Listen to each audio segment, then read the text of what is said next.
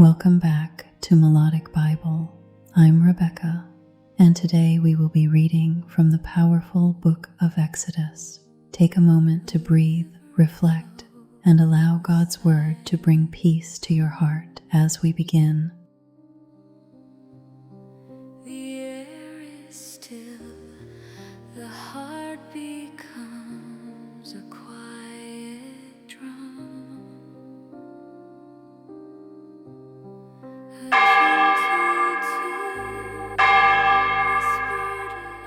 Issachar, Zebulun, and Benjamin, Dan, and Naphtali, Gad, and Asher. And all the souls that came out of the loins of Jacob were 70 souls, for Joseph was in Egypt already. And Joseph died, and all his brethren, and all that generation.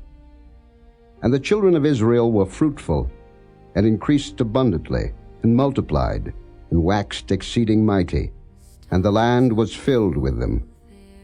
Now there arose up a new king over Egypt, which knew not Joseph. And he said unto his people, Behold, the people of the children of Israel are more and mightier than we. Come on, let us deal wisely with them, lest they multiply. And it come to pass that, when there falleth out any war, they join also unto our enemies, and fight against us, and so get them up out of the land. Therefore they did set over them taskmasters to afflict them with their burdens. And they built for Pharaoh treasure cities, Pithom and Ramses. But the more they afflicted them, the more they multiplied and grew. And they were grieved because of the children of Israel. And the Egyptians made the children of Israel to serve with rigor. And they made their lives bitter with hard bondage, in mortar and in brick, and in all manner of service in the field. All their service, wherein they made them serve, was with rigor. And the king of Egypt spake to the Hebrew midwives, of which the name of the one was Shiphrah, and the name of the other Pua. And he said, When ye do the office of a midwife to the Hebrew women, and see them upon the stools, if it be a son, then ye shall kill him, but if it be a daughter, then she shall live. But the midwives feared God, and did not as the king of Egypt commanded them, but saved the men children alive. And the king of Egypt called for the midwives, and said unto them, Why have ye done this thing, and have saved the men children alive? And the midwives said unto Pharaoh, Because the Hebrew women are not as the Egyptian women, for they are lively, and are delivered ere the midwives come in unto them. Therefore God dealt well with the midwives, and the people multiplied, and waxed very mighty. And it came to pass, because the midwives feared God, that he made them houses. And Pharaoh charged all his people, saying, Every son that is born ye shall cast into the river, and every daughter ye shall save alive. Whispered light through the trees, carry peace on the breeze. Every breath sets me free. Chapter 2. And there went a man of the house of Levi, and took to wife a daughter of Levi. And the woman conceived, and bare a son. And when she saw him that he was a goodly child, she hid him 3 months. And when she could not longer hide him, she took for him an ark of bulrushes, and daubed it with slime and with pitch, and put the child therein, and she laid it in the flags by the river's brink. And his sister stood afar off, to wit what would be done to him. And the daughter of Pharaoh came down to wash herself at the river, and her maidens walked along by the river's side. And when she saw the ark among the flags, she sent her maid to fetch it. And when she had opened it, she saw the child, and behold, the babe wept. And she had compassion on him, and said, This is one of the Hebrews' children. Then said his sister to Pharaoh's daughter, Shall I go and call to thee a nurse of the Hebrew women, that she may nurse the child for thee? And Pharaoh's daughter said to her, Go. And the maid went and called the child's mother. And Pharaoh's daughter said unto her, Take this child away, and nurse it for me, and I will give thee thy wages. And the woman took the child and nursed it. And the child grew, and she brought him unto Pharaoh's daughter, and he became her son. And she called his name Moses, and she said, Because I drew him out of the water. And it came to pass in those days, when Moses was grown, that he went out unto his brethren, and looked on their burdens. And he spied an Egyptian smiting an Hebrew, one of his brethren. And he looked this way and that way, and when he saw that there was no man, he slew the Egyptian, and hid him in the sand. And when he went out the second day, behold, 2 men of the Hebrews strove together. And he said to him that did the wrong, Wherefore smitest thou thy fellow? And he said, Who made thee a prince and a judge over us? Intendest thou to kill me, as thou killedst the Egyptian? And Moses feared, and said, Surely this thing is known. Now when Pharaoh heard this thing, he sought to slay Moses. But Moses fled from the face of Pharaoh, and dwelt in the land of Midian, and he sat down by a well. Now the priest of Midian had 7 daughters, and they came and drew water, and filled the troughs to water their father's flock. And the shepherds came and drove them away. But Moses stood up and helped them, and watered their flock. And when they came to Reuel their father, he said, How is it that ye are come so soon today? And they said, An Egyptian delivered us out of the hand of the shepherds, and also drew water enough for us, and watered the flock. And he said unto his daughters, And where is he? Why is it that ye have left the man? Call him, that he may eat bread. And Moses was content to dwell with the man, and he gave Moses Zipporah his daughter. And she bare him a son, and he called his name Gershom, for he said, I have been a stranger in a strange land. And it came to pass in process of time, that the king of Egypt died, and the children of Israel sighed by reason of the bondage, and they cried, and their cry came up unto God by reason of the bondage. And God heard their groaning, and God remembered his covenant with Abraham, with Isaac, and with Jacob. And God looked upon the children of Israel, and God had respect unto them.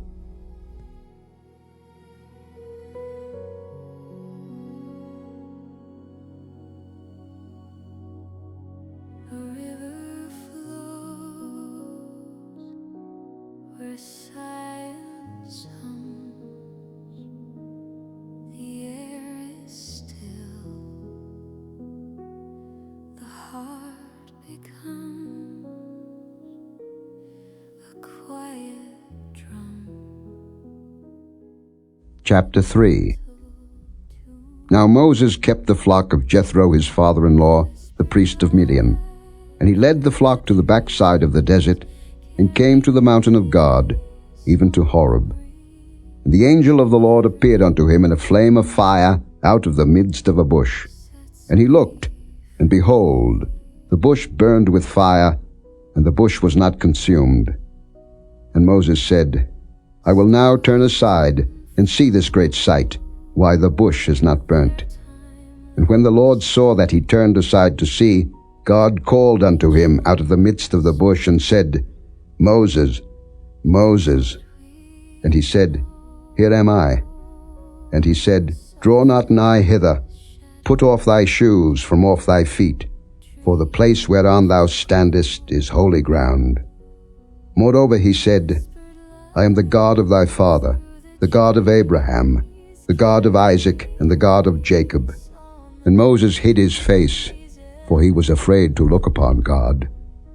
And the Lord said, I have surely seen the affliction of my people which are in Egypt, and have heard their cry by reason of their taskmasters, for I know their sorrows. And I am come down to deliver them out of the land of the Egyptians, and to bring them up out of that land unto a good land and a large, unto a land flowing with milk and honey, unto the place of the Canaanites, and the Hittites, and the Amorites, and the Perizzites, and the Hivites, and the Jebusites.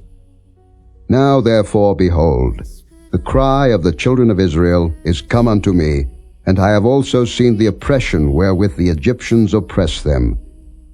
Come now therefore, And I will send thee unto Pharaoh, that thou mayest bring forth my people, the children of Israel, out of Egypt.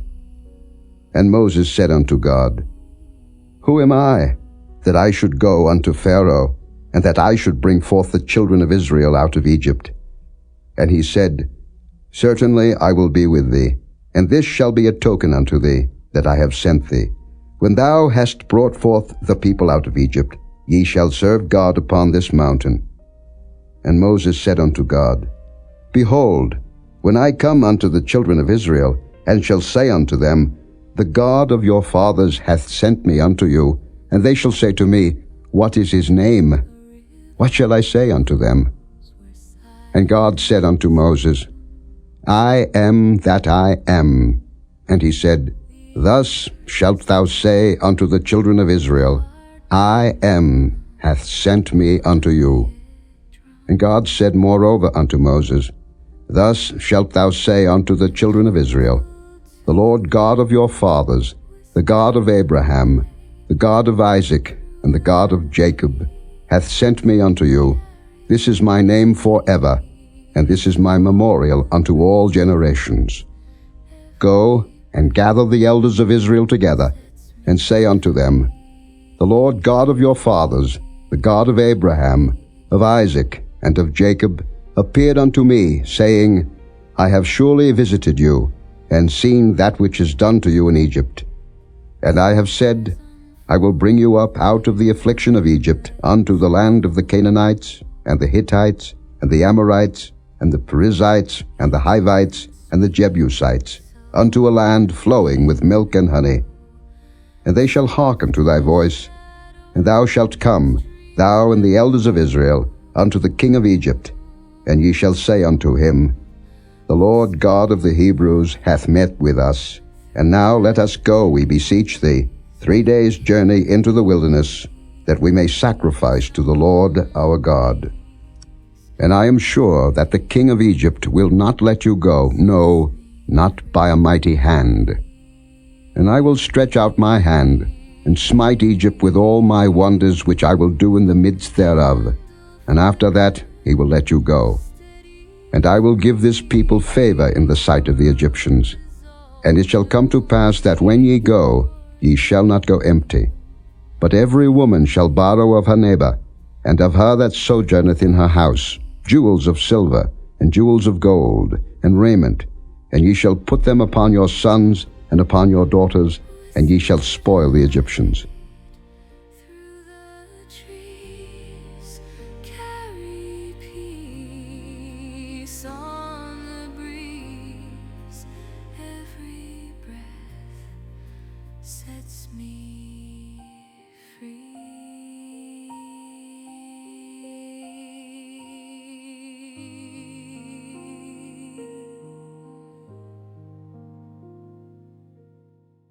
Chapter 4.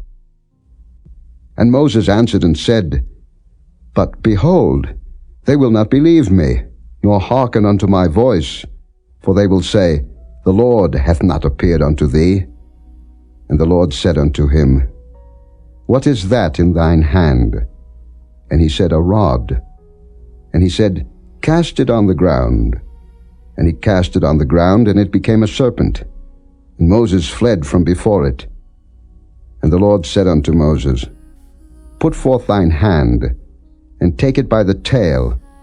And he put forth his hand, and caught it, and it became a rod in his hand, that they may believe that the Lord God of their fathers, the God of Abraham, the God of Isaac, and the God of Jacob, hath appeared unto thee. And the Lord said furthermore unto him, Put now thine hand into thy bosom. And he put his hand into his bosom, and when he took it out, behold, his hand was leprous as snow.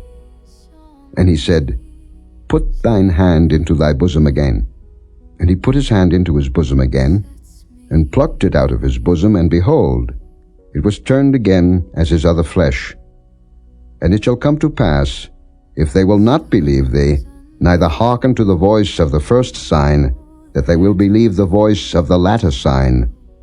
And it shall come to pass, if they will not believe also these 2 signs, neither hearken unto thy voice, that thou shalt take of the water of the river, and pour it upon the dry land, and the water which thou takest out of the river shall become blood upon the dry land. And Moses said unto the Lord, O my Lord, I am not eloquent, neither heretofore, nor since thou hast spoken unto thy servant, but I am slow of speech, and of a slow tongue. And the Lord said unto him, Who hath made man's mouth? Or who maketh the dumb, or deaf, or the seeing, or the blind? Have not I the Lord? Now therefore go, and I will be with thy mouth, and teach thee what thou shalt say. And he said, O my Lord, send, I pray thee, by the hand of him whom thou wilt send. And the anger of the Lord was kindled against Moses. And he said, Is not Aaron the Levite thy brother? I know that he can speak well. And also, behold, he cometh forth to meet thee, and when he seeth thee, he will be glad in his heart. And thou shalt speak unto him, and put words in his mouth. And I will be with thy mouth, and with his mouth, and will teach you what ye shall do. And he shall be thy spokesman unto the people. And he shall be, even he shall be to thee instead of a mouth, and thou shalt be to him instead of God. And thou shalt take this rod in thine hand, wherewith thou shalt do signs. And Moses went and returned to Jethro his father-in-law, and said unto him, Let me go, I pray thee, and return unto my brethren which are in Egypt, and see whether they be yet alive. And Jethro said to Moses, Go in peace. And the Lord said unto Moses in Midian, Go, return into Egypt, for all the men are dead which sought thy life. And Moses took his wife and his sons, and set them upon an ass, and he returned to the land of Egypt. And Moses took the rod of God in his hand. And the Lord said unto Moses, When thou goest to return into Egypt, see that thou do all those wonders before Pharaoh, which I have put in thine hand. But I will harden his heart, that he shall not let the people go. And thou shalt say unto Pharaoh, Thus saith the Lord, Israel is my son, even my firstborn. And I say unto thee, Let my son go, that he may serve me. And if thou refuse to let him go, behold, I will slay thy son, even thy firstborn. And it came to pass by the way in the inn, that the Lord met him, and sought to kill him. Then Zipporah took a sharp stone, and cut off the foreskin of her son, and cast it at his feet, and said, Surely a bloody husband art thou to me. So he let him go. Then she said, A bloody husband thou art, because of the circumcision. And the Lord said to Aaron, Go into the wilderness to meet Moses. And he went, and met him in the mount of God, and kissed him. And Moses told Aaron all the words of the Lord who had sent him, and all the signs which he had commanded him. And Moses and Aaron went and gathered together all the elders of the children of Israel. And Aaron spake all the words which the Lord had spoken unto Moses, and did the signs in the sight of the people. And the people believed. And when they heard that the Lord had visited the children of Israel, and that he had looked upon their affliction, then they bowed their heads and worshipped. A river flows where silence hums. The air is still. The heart becomes a quiet drum, a gentle tune. Chapter 5. And afterward Moses and Aaron went in, and told Pharaoh, Thus saith the Lord God of Israel, Let my people go, that they may hold a feast unto me in the wilderness. And Pharaoh said, Who is the Lord, that I should obey his voice to let Israel go? I know not the Lord, neither will I let Israel go. And they said, The God of the Hebrews hath met with us. Let us go, we pray thee, 3 days' journey into the desert, and sacrifice unto the Lord our God, lest he fall upon us with pestilence or with the sword. And the king of Egypt said unto them, Wherefore do ye, Moses and Aaron, let the people from their works? Get you unto your burdens. And Pharaoh said, Behold, the people of the land now are many, and ye make them rest from their burdens. And Pharaoh commanded the same day the taskmasters of the people and their officers, saying, Ye shall no more give the people straw to make brick as heretofore. Let them go and gather straw for themselves. And the tale of the bricks, which they did make heretofore, ye shall lay upon them. Ye shall not diminish aught thereof, for they be idle. Therefore they cry, saying, Let us go and sacrifice to our God. Let their more work be laid upon the men, that they may labor therein, and let them not regard vain words. And the taskmasters of the people went out, and their officers, and they spake to the people, saying, Thus saith Pharaoh, I will not give you straw. Go ye, get you straw where ye can find it, yet not aught of your work shall be diminished. So the people was scattered abroad throughout all the land of Egypt, who gather stubble instead of straw. And the taskmasters hasted them, saying, Fulfill your works, your daily tasks, as when there was straw. And the officers of the children of Israel, which Pharaoh's taskmasters had set over them, were beaten, and demanded, Wherefore have ye not fulfilled your task in making brick both yesterday and today, as heretofore? Then the officers of the children of Israel came and cried unto Pharaoh, saying, Wherefore dealest thou thus with thy servants? There is no straw given unto thy servants. And they say to us, Make brick.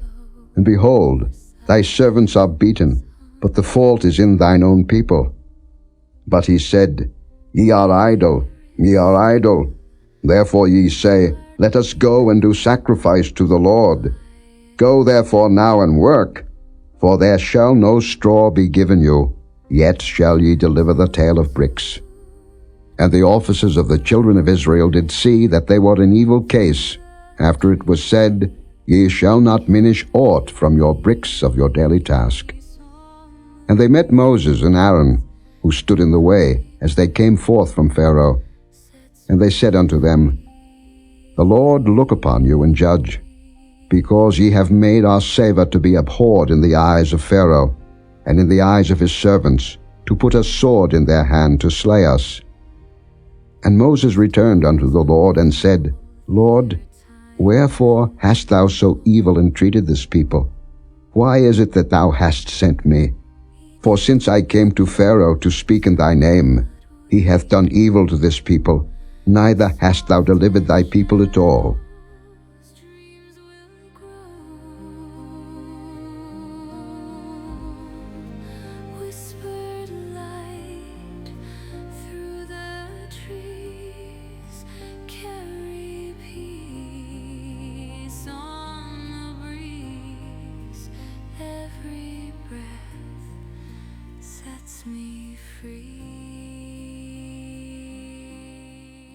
Chapter 6.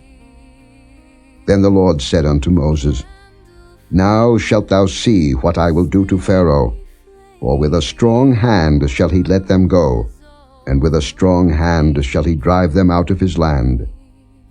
And God spake unto Moses, and said unto him, I am the Lord.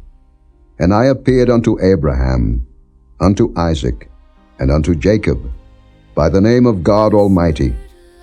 But by my name Jehovah was I not known to them. And I have also established my covenant with them, to give them the land of Canaan, the land of their pilgrimage, wherein they were strangers. And I have also heard the groaning of the children of Israel, whom the Egyptians keep in bondage, and I have remembered my covenant. Wherefore say unto the children of Israel, I am the Lord, and I will bring you out from under the burdens of the Egyptians, and I will rid you out of their bondage, and I will redeem you with a stretched out arm, and with great judgments. And I will take you to me for a people, and I will be to you a God, and ye shall know that I am the Lord your God, which bringeth you out from under the burdens of the Egyptians. And I will bring you in unto the land, concerning the which I did swear to give it to Abraham, to Isaac, and to Jacob, and I will give it you for an heritage. I am the Lord. And Moses spake so unto the children of Israel, but they hearkened not unto Moses for anguish of spirit, and for cruel bondage. And the Lord spake unto Moses, saying, Go in, speak unto Pharaoh king of Egypt, that he let the children of Israel go out of his land. And Moses spake before the Lord, saying, Behold, the children of Israel have not hearkened unto me. How then shall Pharaoh hear me, who am of uncircumcised lips? And the Lord spake unto Moses and unto Aaron, and gave them a charge unto the children of Israel, and unto Pharaoh king of Egypt, to bring the children of Israel out of the land of Egypt. These be the heads of their fathers' houses, the sons of Reuben, the firstborn of Israel, Hanok, and Palu, Hezron, and Carmi. These be the families of Reuben. And the sons of Simeon, Jemuel, and Jamin, and Ohad, and Jachin, and Zohar, and Shael, the son of a Canaanitish woman. These are the families of Simeon. And these are the names of the sons of Levi according to their generations, Gershon, and Kohath, and Merari. And the years of the life of Levi were 137 years. The sons of Gershon, Libni, and Shimei, according to their families. And the sons of Kohath, Amram, and Izhar, and Hebron, and Uzziel. And the years of the life of Kohath were 133 years. And the sons of Merari, Mahali, and Mushi. These are the families of Levi according to their generations. And Amram took him Jochebed his father's sister to wife, and she bare him Aaron and Moses. And the years of the life of Amram were 137 years. And the sons of Izhar, Korah, and Nepheg, and Zichri. And the sons of Uzziel, Mishael, and Elzaphan, and Zithri. And Aaron took him Elisheba, daughter of Aminadab, sister of Naashon, to wife. And she bare him Nadab, and Abihu, Eleazar, and Ithamar. And the sons of Korah, Asa, and Elkanah, and Abiasaph. These are the families of the Korhites. And Eleazar, Aaron's son, took him one of the daughters of Putiel to wife, and she bare him Phinehas. These are the heads of the fathers of the Levites according to their families. These are that Aaron and Moses, to whom the Lord said, Bring out the children of Israel from the land of Egypt according to their armies. These are they which spake to Pharaoh king of Egypt, to bring out the children of Israel from Egypt. These are that Moses and Aaron. And it came to pass on the day when the Lord spake unto Moses in the land of Egypt, that the Lord spake unto Moses, saying, I am the Lord. Speak thou unto Pharaoh king of Egypt all that I say unto thee. And Moses said before the Lord, Behold, I am of uncircumcised lips, and how shall Pharaoh hearken unto me?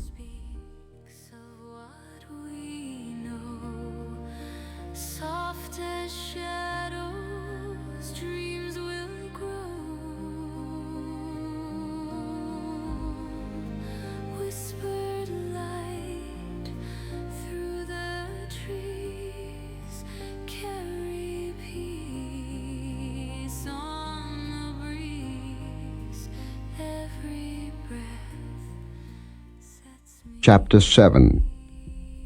And the Lord said unto Moses, See, I have made thee a god to Pharaoh, and Aaron thy brother shall be thy prophet.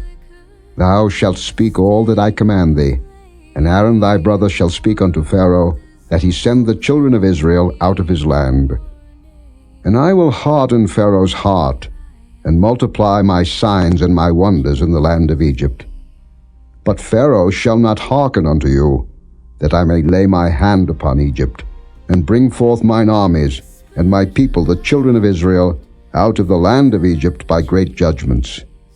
And the Egyptians shall know that I am the Lord, when I stretch forth mine hand upon Egypt, and bring out the children of Israel from among them. And Moses and Aaron did as the Lord commanded them, so did they. And Moses was 80 years old, and Aaron 83 years old, when they spake unto Pharaoh. And the Lord spake unto Moses and unto Aaron, saying, When Pharaoh shall speak unto you, saying, Show a miracle for you, then thou shalt say unto Aaron, Take thy rod, and cast it before Pharaoh, and it shall become a serpent. And Moses and Aaron went in unto Pharaoh, and they did so as the Lord had commanded. And Aaron cast down his rod before Pharaoh, and before his servants, and it became a serpent. Then Pharaoh also called the wise men and the sorcerers. Now the magicians of Egypt, they also did in like manner with their enchantments. For they cast down every man his rod, and they became serpents. But Aaron's rod swallowed up their rods. And he hardened Pharaoh's heart, that he hearkened not unto them, as the Lord had said. And the Lord said unto Moses, Pharaoh's heart is hardened, he refuseth to let the people go. Get thee unto Pharaoh in the morning. Lo, he goeth out unto the water, and thou shalt stand by the river's brink against he come, and the rod which was turned to a serpent shalt thou take in thine hand, and thou shalt say unto him, The Lord God of the Hebrews hath sent me unto thee, saying, Let my people go, that they may serve me in the wilderness. And behold, hitherto thou wouldest not hear. Thus saith the Lord, In this thou shalt know that I am the Lord. Behold, I will smite with the rod that is in mine hand upon the waters which are in the river, and they shall be turned to blood. And the fish that is in the river shall die, and the river shall stink, and the Egyptians shall loathe to drink of the water of the river. And the Lord spake unto Moses, Say unto Aaron, Take thy rod, and stretch out thine hand upon the waters of Egypt, upon their streams, upon their rivers, and upon their ponds, and upon all their pools of water, that they may become blood, and that there may be blood throughout all the land of Egypt, both in vessels of wood and in vessels of stone. And Moses and Aaron did so, as the Lord commanded, and he lifted up the rod, and smote the waters that were in the river, in the sight of Pharaoh, and in the sight of his servants, and all the waters that were in the river were turned to blood. And the fish that was in the river died, and the river stank, and the Egyptians could not drink of the water of the river, and there was blood throughout all the land of Egypt. And the magicians of Egypt did so with their enchantments.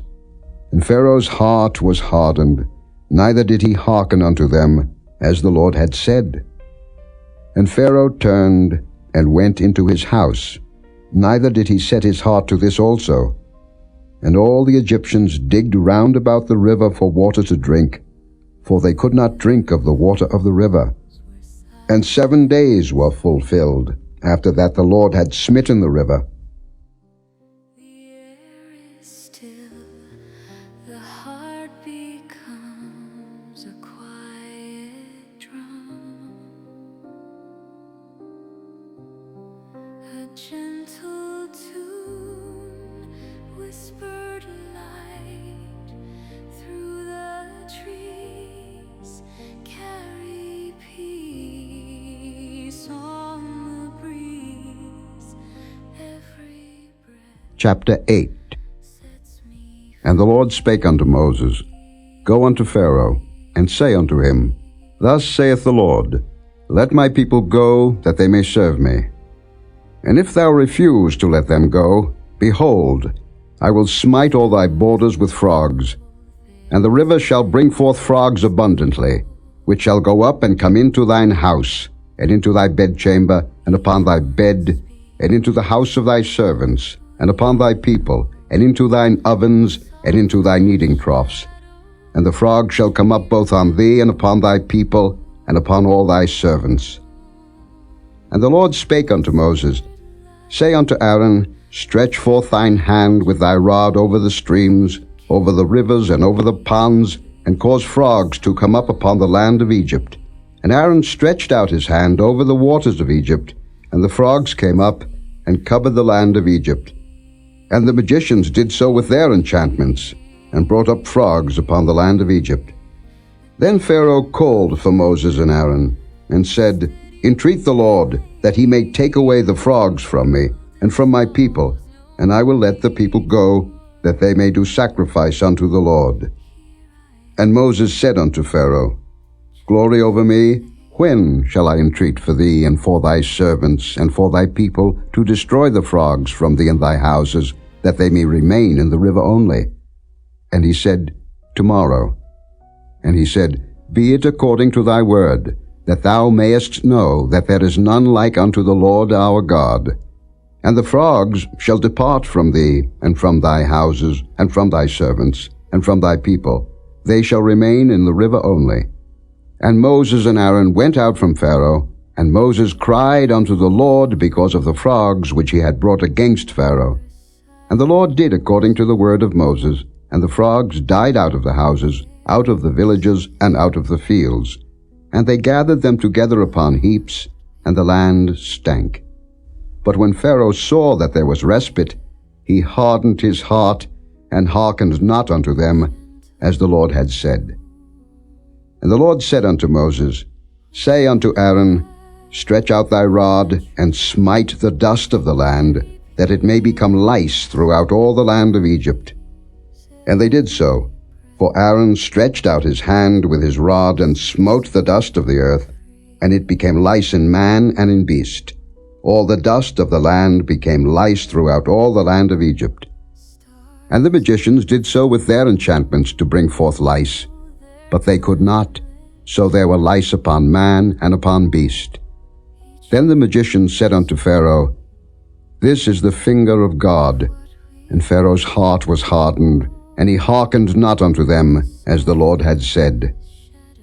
And the Lord said unto Moses, Rise up early in the morning, and stand before Pharaoh. Lo, he cometh forth to the water, and say unto him, Thus saith the Lord, Let my people go, that they may serve me.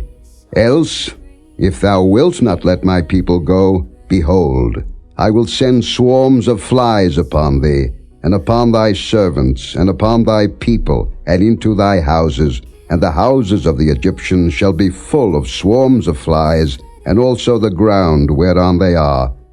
And I will sever in that day the land of Goshen, in which my people dwell, that no swarms of flies shall be there, to the end thou mayest know that I am the Lord in the midst of the earth. And I will put a division between my people and thy people. Tomorrow shall this sign be. And the Lord did so, and there came a grievous swarm of flies into the house of Pharaoh, and into his servants' houses, and into all the land of Egypt. The land was corrupted by reason of the swarm of flies. And Pharaoh called for Moses and for Aaron, and said, Go ye, sacrifice to your God in the land. And Moses said, It is not meet so to do, for we shall sacrifice the abomination of the Egyptians to the Lord our God. Lo, shall we sacrifice the abomination of the Egyptians before their eyes? And will they not stone us? We will go 3 days' journey into the wilderness, and sacrifice to the Lord our God, as he shall command us. And Pharaoh said, I will let you go, that ye may sacrifice to the Lord your God in the wilderness. Only ye shall not go very far away, entreat for me. And Moses said, Behold, I go out from thee, and I will entreat the Lord that the swarms of flies may depart from Pharaoh, from his servants, and from his people tomorrow. But let not Pharaoh deal deceitfully any more in not letting the people go to sacrifice to the Lord. And Moses went out from Pharaoh, and entreated the Lord. And the Lord did according to the word of Moses, and he removed the swarms of flies from Pharaoh, from his servants, and from his people. There remained not one. And Pharaoh hardened his heart at this time also, neither would he let the people go.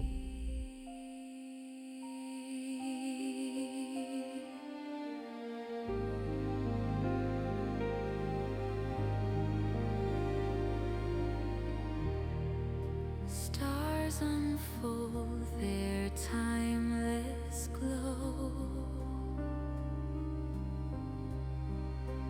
Each one speaks of what we know. Soft as shadows, dreams will grow. Chapter 9. Then the Lord said unto Moses, Go in unto Pharaoh, and tell him, Thus saith the Lord God of the Hebrews, Let my people go, that they may serve me. For if thou refuse to let them go, and wilt hold them still, behold, the hand of the Lord is upon thy cattle, which is in the field, upon the horses, upon the asses, upon the camels, upon the oxen, and upon the sheep. There shall be a very grievous murrain. And the Lord shall sever between the cattle of Israel and the cattle of Egypt, and there shall nothing die of all that is the children of Israel. And the Lord appointed a set time, saying, Tomorrow the Lord shall do this thing in the land. And the Lord did that thing on the morrow, and all the cattle of Egypt died, but of the cattle of the children of Israel died not one. And Pharaoh sent, and behold, there was not one of the cattle of the Israelites dead. And the heart of Pharaoh was hardened, and he did not let the people go.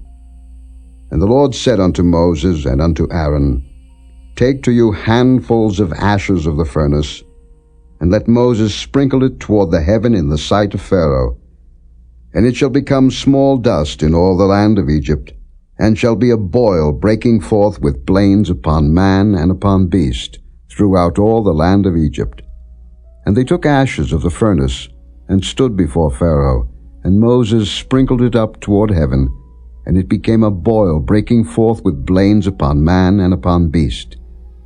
And the magicians could not stand before Moses because of the boils, for the boil was upon the magicians, and upon all the Egyptians.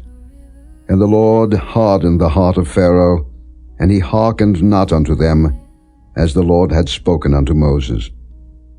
And the Lord said unto Moses, Rise up early in the morning, and stand before Pharaoh, and say unto him, Thus saith the Lord God of the Hebrews, Let my people go, that they may serve me. For I will at this time send all my plagues upon thine heart, and upon thy servants, and upon thy people, that thou mayest know that there is none like me in all the earth. For now I will stretch out my hand, that I may smite thee and thy people with pestilence, and thou shalt be cut off from the earth. And in very deed for this cause have I raised thee up, for to show in thee my power, and that my name may be declared throughout all the earth. As yet exaltest thou thyself against my people, that thou wilt not let them go? Behold, tomorrow about this time I will cause it to rain a very grievous hail, such as hath not been in Egypt since the foundation thereof even until now.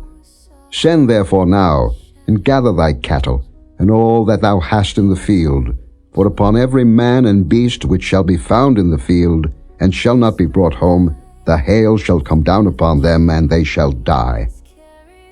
He that feared the word of the Lord among the servants of Pharaoh made his servants and his cattle flee into the houses. And he that regarded not the word of the Lord left his servants and his cattle in the field.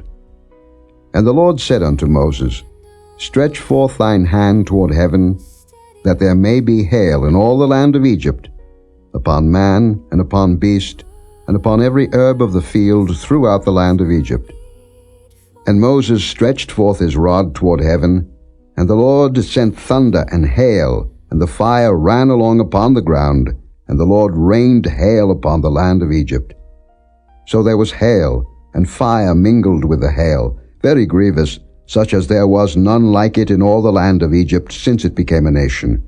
And the hail smote throughout all the land of Egypt all that was in the field, both man and beast, and the hail smote every herb of the field, and brake every tree of the field. Only in the land of Goshen, where the children of Israel were, was there no hail. And Pharaoh sent, and called for Moses and Aaron, and said unto them, I have sinned this time. The Lord is righteous, and I and my people are wicked. Entreat the Lord, for it is enough. that there be no more mighty thunderings and hail, and I will let you go, and ye shall stay no longer. And Moses said unto him, As soon as I am gone out of the city, I will spread abroad my hands unto the Lord, and the thunder shall cease, neither shall there be any more hail, that thou mayest know how that the earth is the Lord's. But as for thee and thy servants, I know that ye will not yet fear the Lord God. And the flax and the barley was smitten, for the barley was in the ear, and the flax was bold. But the wheat and the rye were not smitten, for they were not grown up.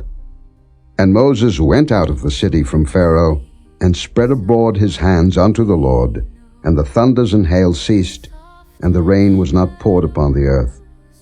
And when Pharaoh saw that the rain and the hail and the thunders were ceased, he sinned yet more, and hardened his heart, he and his servants. And the heart of Pharaoh was hardened, neither would he let the children of Israel go, as the Lord had spoken by Moses. Every breath sets me free.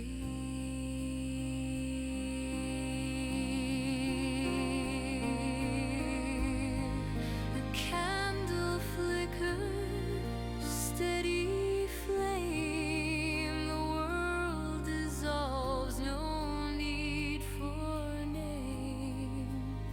Here I am, just the same. Chapter 10.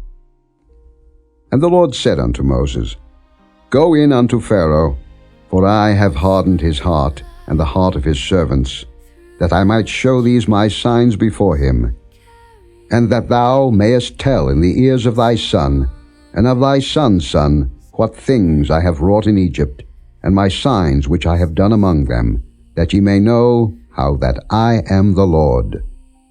And Moses and Aaron came in unto Pharaoh, and said unto him, Thus saith the Lord God of the Hebrews, How long wilt thou refuse to humble thyself before me? Let my people go, that they may serve me. Else, if thou refuse to let my people go, behold, tomorrow will I bring the locusts into thy coast, and they shall cover the face of the earth, that one cannot be able to see the earth, and they shall eat the residue of that which is escaped, which remaineth unto you from the hail, and shall eat every tree which groweth for you out of the field. And they shall fill thy houses, and the houses of all thy servants, and the houses of all the Egyptians, which neither thy fathers nor thy fathers' fathers have seen, since the day that they were upon the earth unto this day. And he turned himself, and went out from Pharaoh. And Pharaoh's servants said unto him, How long shall this man be a snare unto us? Let the men go, that they may serve the Lord their God. Knowest thou not yet that Egypt is destroyed? And Moses and Aaron were brought again unto Pharaoh. And he said unto them, Go, serve the Lord your God. But who are they that shall go? And Moses said, We will go with our young and with our old, with our sons and with our daughters, with our flocks and with our herds will we go, for we must hold a feast unto the Lord. And he said unto them, Let the Lord be so with you, as I will let you go. And your little ones, look to it, for evil is before you. Not so. Go now, ye that are men, and serve the Lord, for that ye did desire. And they were driven out from Pharaoh's presence. And the Lord said unto Moses, Stretch out thine hand over the land of Egypt for the locusts, that they may come up upon the land of Egypt, and eat every herb of the land, even all that the hail hath left. And Moses stretched forth his rod over the land of Egypt, and the Lord brought an east wind upon the land all that day and all that night. And when it was morning, the east wind brought the locusts. And the locusts went up over all the land of Egypt, and rested in all the coasts of Egypt. Very grievous were they.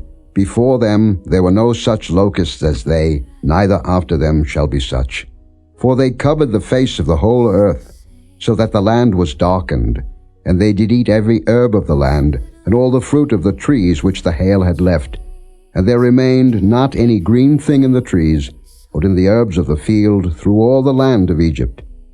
Then Pharaoh called for Moses and Aaron in haste, and he said, I have sinned against the Lord your God and against you. Now therefore forgive, I pray thee, my sin only this once, and entreat the Lord your God, that he may take away from me this death only. And he went out from Pharaoh, and entreated the Lord. And the Lord turned a mighty strong west wind, which took away the locusts, and cast them into the Red Sea. There remained not one locust in all the coasts of Egypt. But the Lord hardened Pharaoh's heart, so that he would not let the children of Israel go.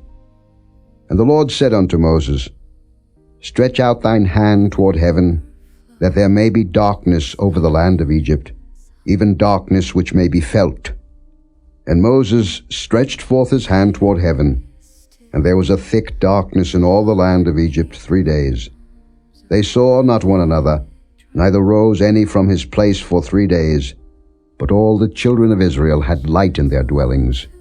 And Pharaoh called unto Moses and said, Go ye, serve the Lord. Only let your flocks and your herds be stayed.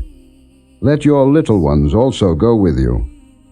And Moses said, Thou must give us also sacrifices and burnt offerings, that we may sacrifice unto the Lord our God. Our cattle also shall go with us. There shall not an hoof be left behind, for thereof must we take to serve the Lord our God. And we know not with what we must serve the Lord, until we come thither. But the Lord hardened Pharaoh's heart, and he would not let them go. And Pharaoh said unto him, Get thee from me, take heed to thyself, see my face no more, for in that day thou seest my face thou shalt die. And Moses said, Thou hast spoken well, I will see thy face again no more. Carry peace on the breeze. Every breath sets me free.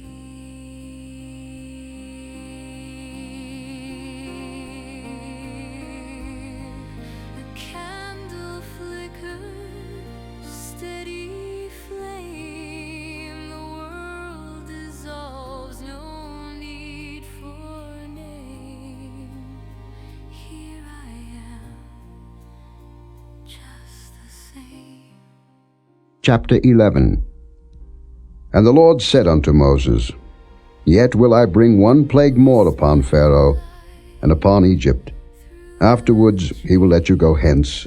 When he shall let you go, he shall surely thrust you out hence altogether. Speak now in the ears of the people, and let every man borrow of his neighbor, and every woman of her neighbor, jewels of silver and jewels of gold.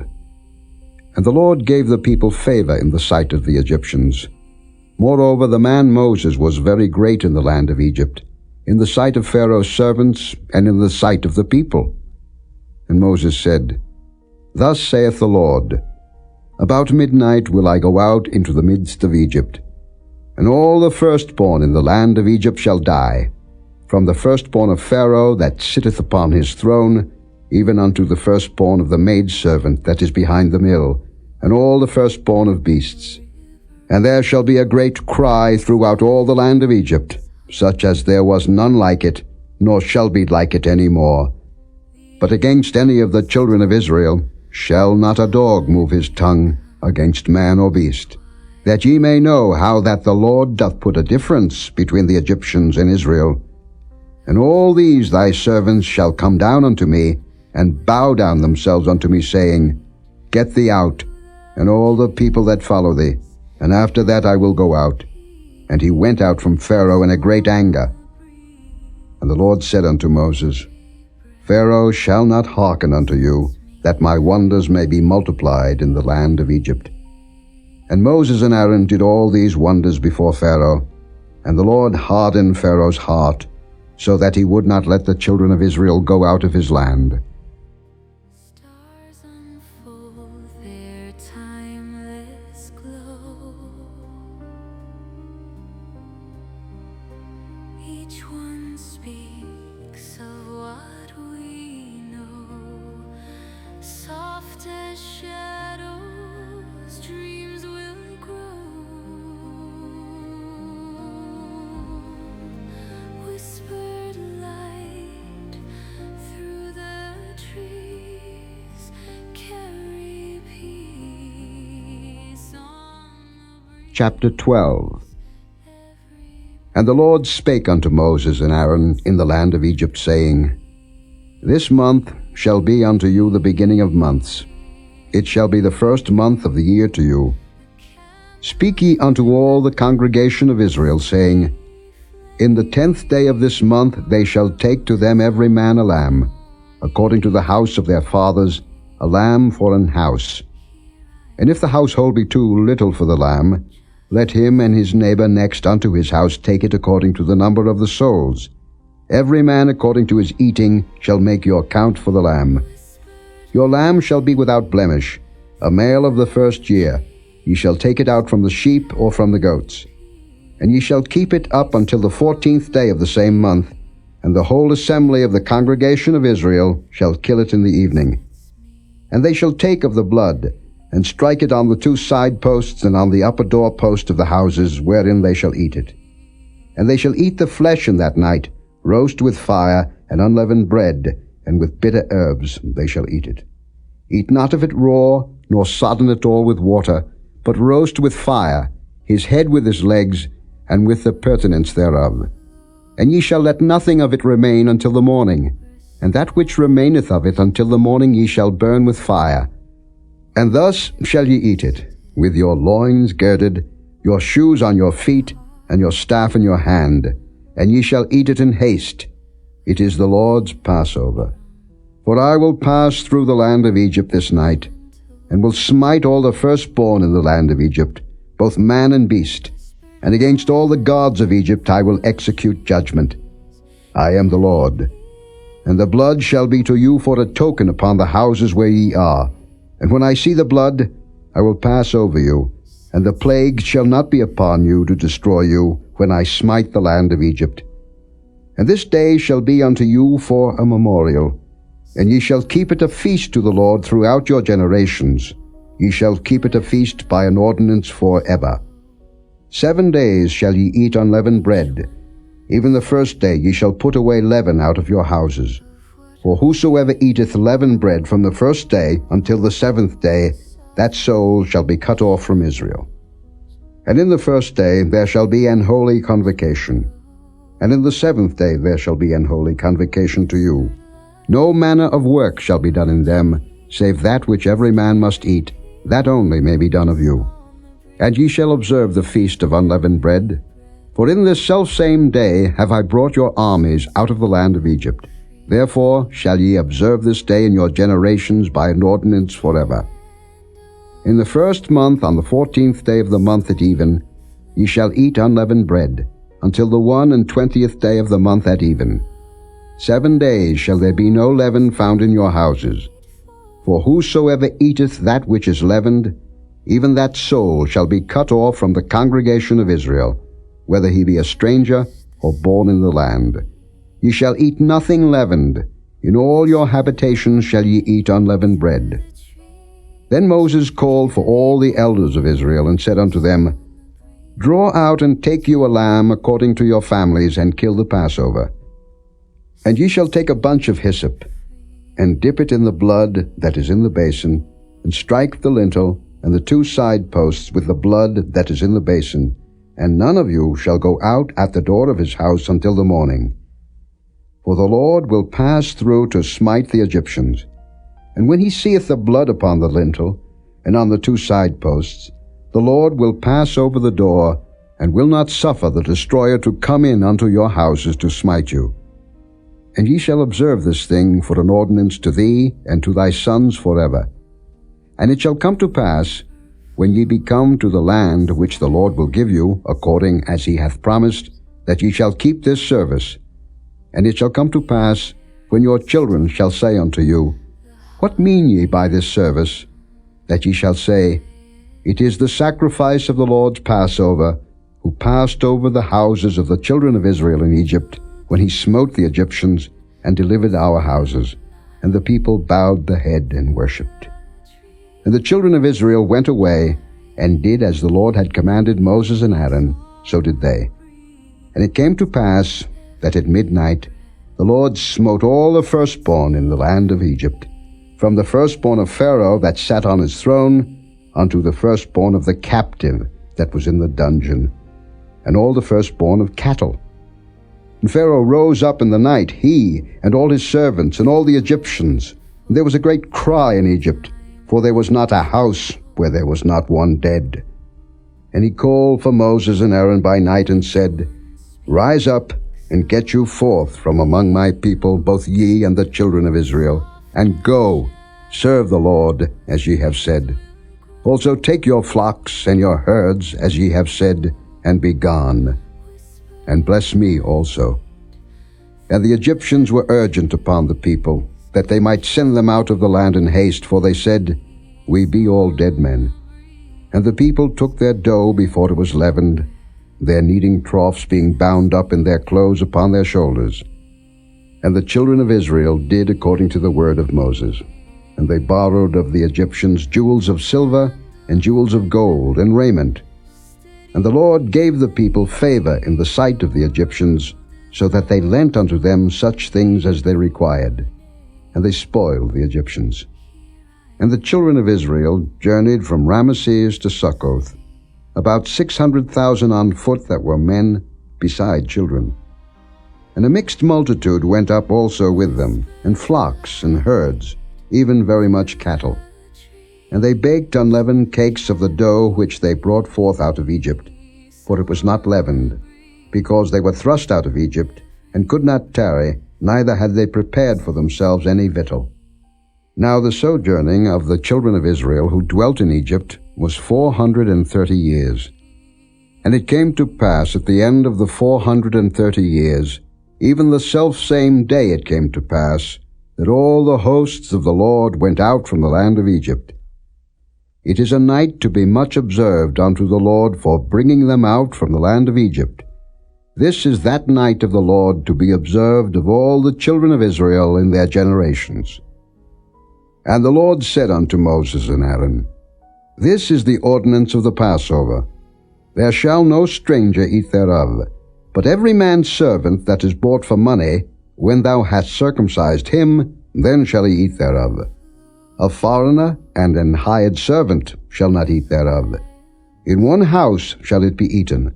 Thou shalt not carry forth aught of the flesh abroad out of the house, neither shall ye break a bone thereof. All the congregation of Israel shall keep it. And when a stranger shall sojourn with thee, and will keep the Passover to the Lord, let all his males be circumcised, and then let him come near and keep it. And he shall be as one that is born in the land, for no uncircumcised person shall eat thereof. One law shall be to him that is homeborn, and unto the stranger that sojourneth among you. Thus did all the children of Israel, as the Lord commanded Moses and Aaron, so did they. And it came to pass the selfsame day, that the Lord did bring the children of Israel out of the land of Egypt by their armies.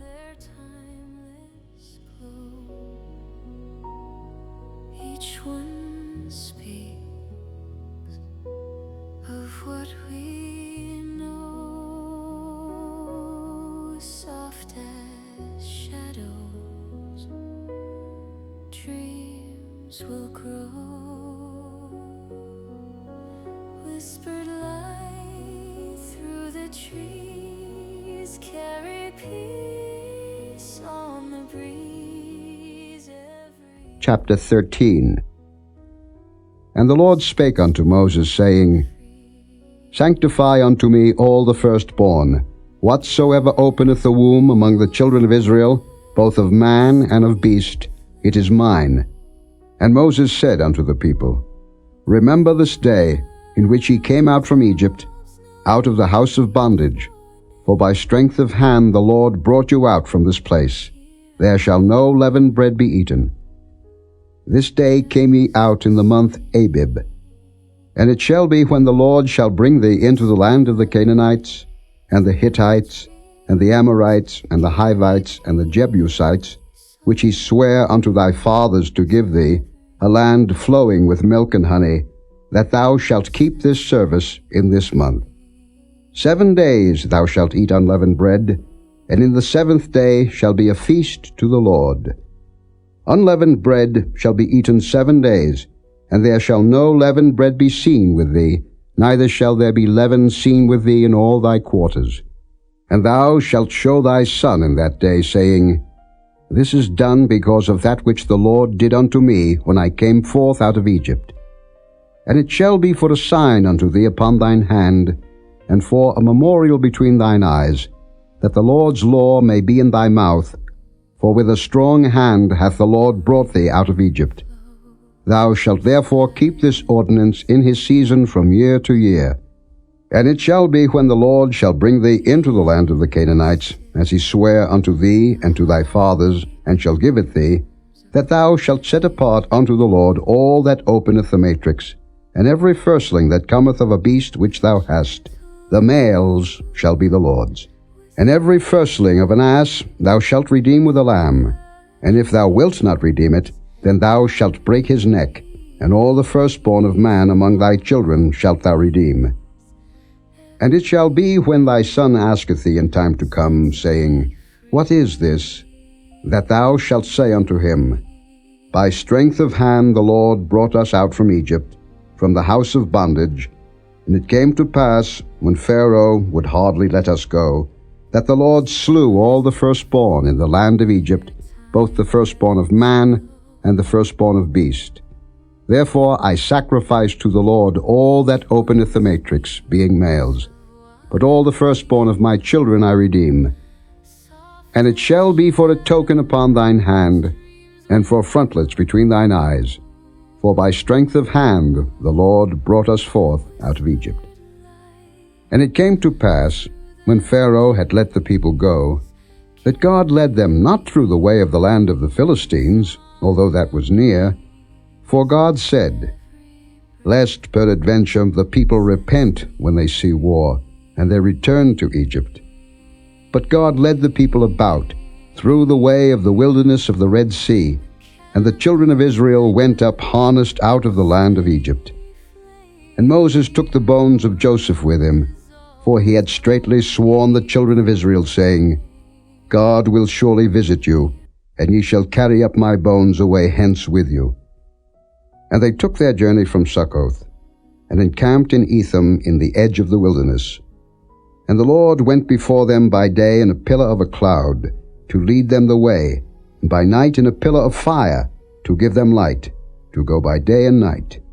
He took not away the pillar of the cloud by day, nor the pillar of fire by night from before the people. Where silence hums,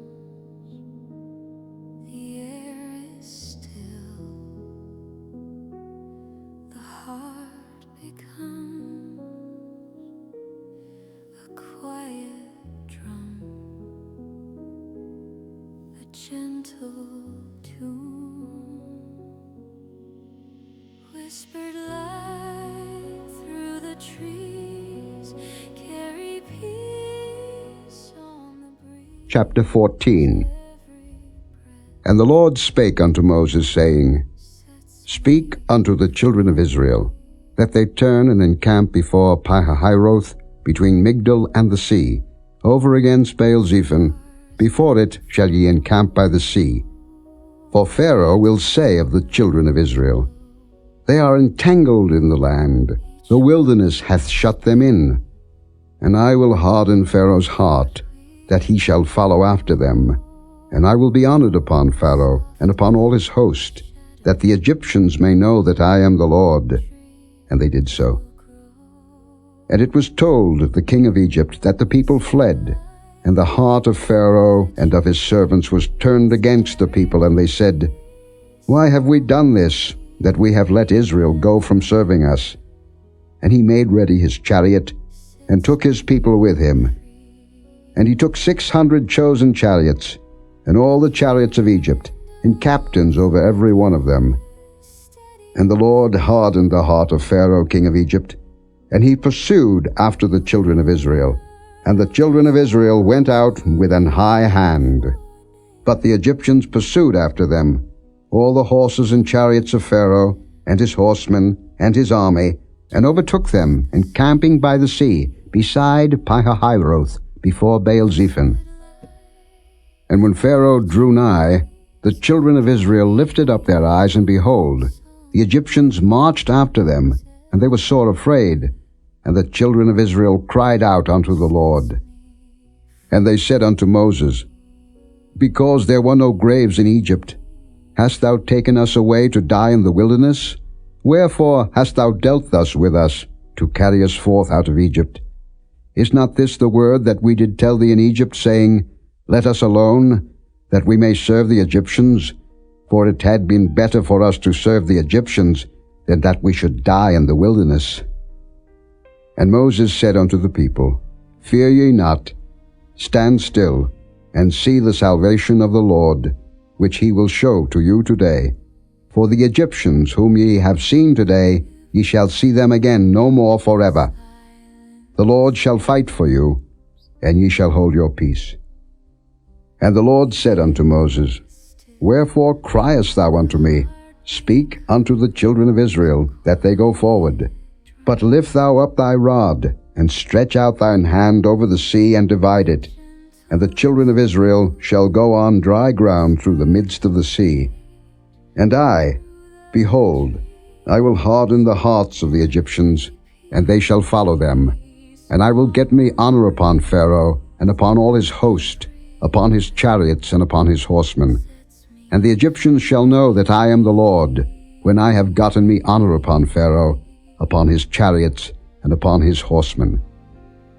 And the angel of God, which went before the camp of Israel, removed and went behind them, and the pillar of the cloud went from before their face, and stood behind them. And it came between the camp of the Egyptians and the camp of Israel, and it was a cloud and darkness to them, but it gave light by night to these, so that the one came not near the other all the night.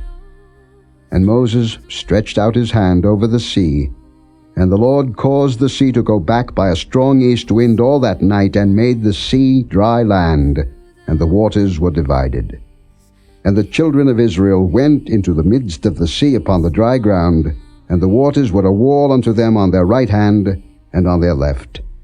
And the Egyptians pursued, and went in after them to the midst of the sea, even all Pharaoh's horses, his chariots, and his horsemen.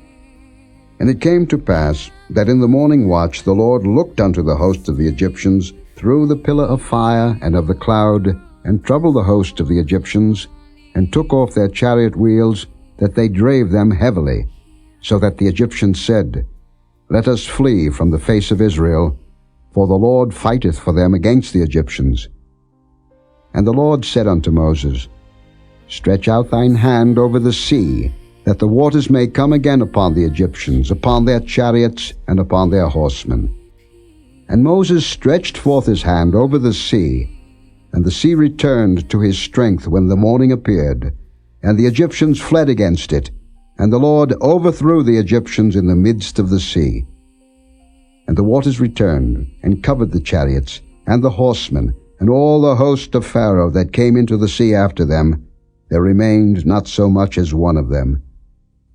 But the children of Israel walked upon dry land in the midst of the sea, and the waters were a wall unto them on their right hand and on their left. Thus the Lord saved Israel that day out of the hand of the Egyptians. And Israel saw the Egyptians dead upon the seashore. And Israel saw that great work which the Lord did upon the Egyptians. And the people feared the Lord, and believed the Lord and his servant Moses.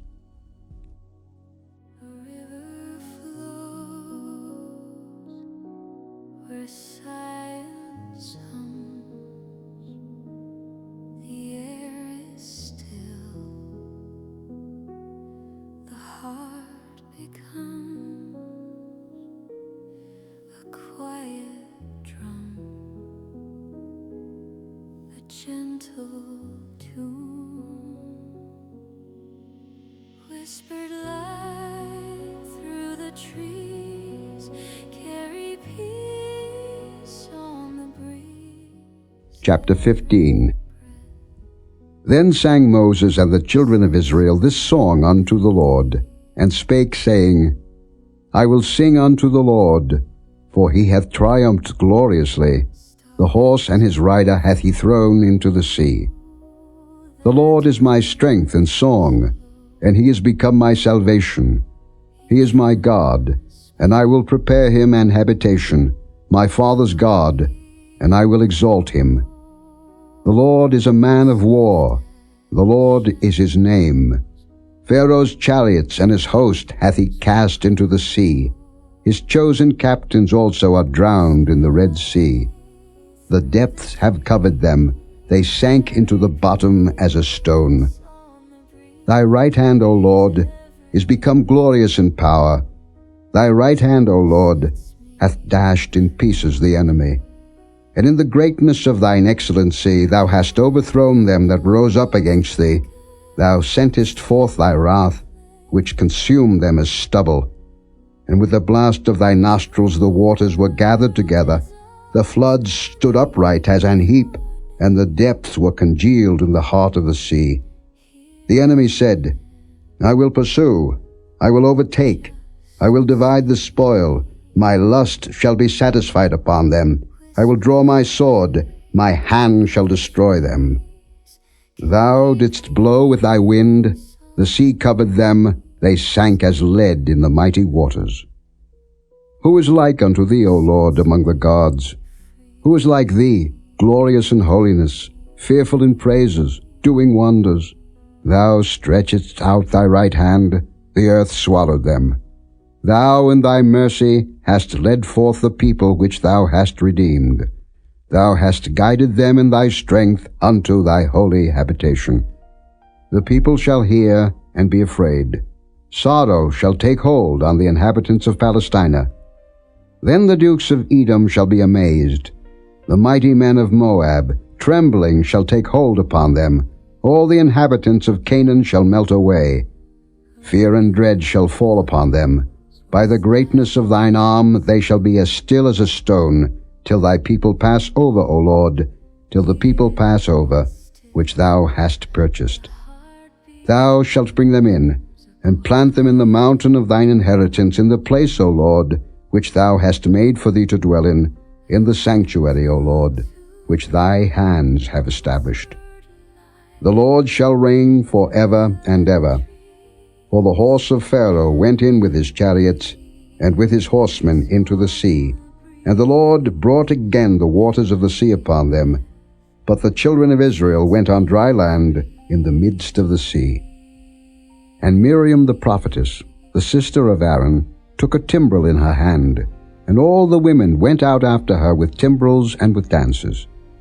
And Miriam answered them, Sing ye to the Lord, for he hath triumphed gloriously. The horse and his rider hath he thrown into the sea.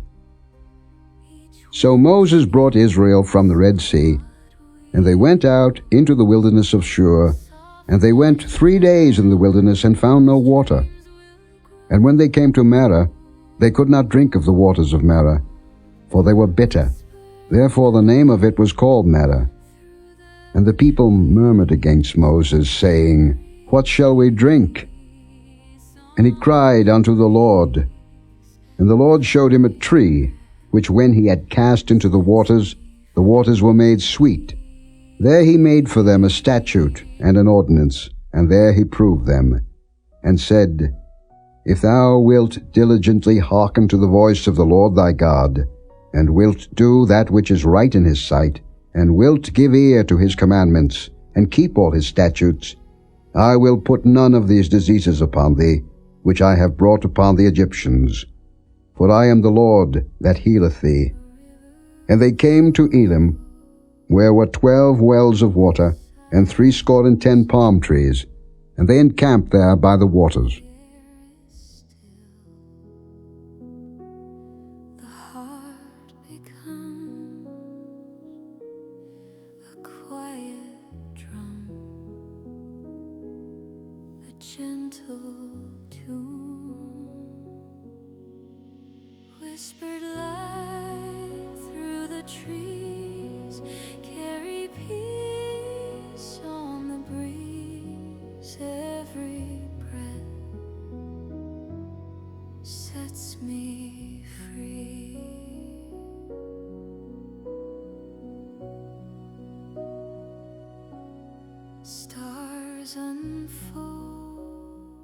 Chapter 16.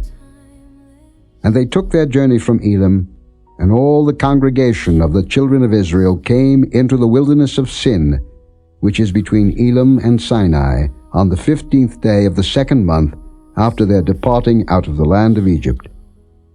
And the whole congregation of the children of Israel murmured against Moses and Aaron in the wilderness. And the children of Israel said unto them, Would to God we had died by the hand of the Lord in the land of Egypt, when we sat by the flesh pots, and when we did eat bread to the full, for ye have brought us forth into this wilderness to kill this whole assembly with hunger. Then said the Lord unto Moses, Behold, I will rain bread from heaven for you, and the people shall go out and gather a certain rate every day, that I may prove them, whether they will walk in my law or no. And it shall come to pass, that on the 6th day they shall prepare that which they bring in, and it shall be twice as much as they gather daily. And Moses and Aaron said unto all the children of Israel, At even, then ye shall know that the Lord hath brought you out from the land of Egypt. And in the morning, then ye shall see the glory of the Lord, for that he heareth your murmurings against the Lord. And what are we, that ye murmur against us? And Moses said, This shall be, when the Lord shall give you in the evening flesh to eat, and in the morning bread to the full, for that the Lord heareth your murmurings which ye murmur against him. And what are we? Your murmurings are not against us, but against the Lord. And Moses spake unto Aaron, Say unto all the congregation of the children of Israel, Come near before the Lord, for he hath heard your murmurings. And it came to pass, as Aaron spake unto the whole congregation of the children of Israel, that they looked toward the wilderness, and behold, the glory of the Lord appeared in the cloud. And the Lord spake unto Moses, saying, I have heard the murmurings of the children of Israel. Speak unto them, saying, At even ye shall eat flesh, and in the morning ye shall be filled with bread, and ye shall know that I am the Lord your God. And it came to pass, that at even the quails came up, and covered the camp, and in the morning the dew lay round about the host. And when the dew that lay was gone up, behold, upon the face of the wilderness there lay a small round thing, as small as the hoarfrost on the ground. And when the children of Israel saw it, they said one to another, It is manna, for they wist not what it was. And Moses said unto them, This is the bread which the Lord hath given you to eat. This is the thing which the Lord hath commanded. Gather of it every man according to his eating, an omer for every man, according to the number of your persons. Take ye every man for them which are in his tents. And the children of Israel did so, and gathered, some more, some less. And when they did meet it with an omer, he that gathered much had nothing over, and he that gathered little had no lack.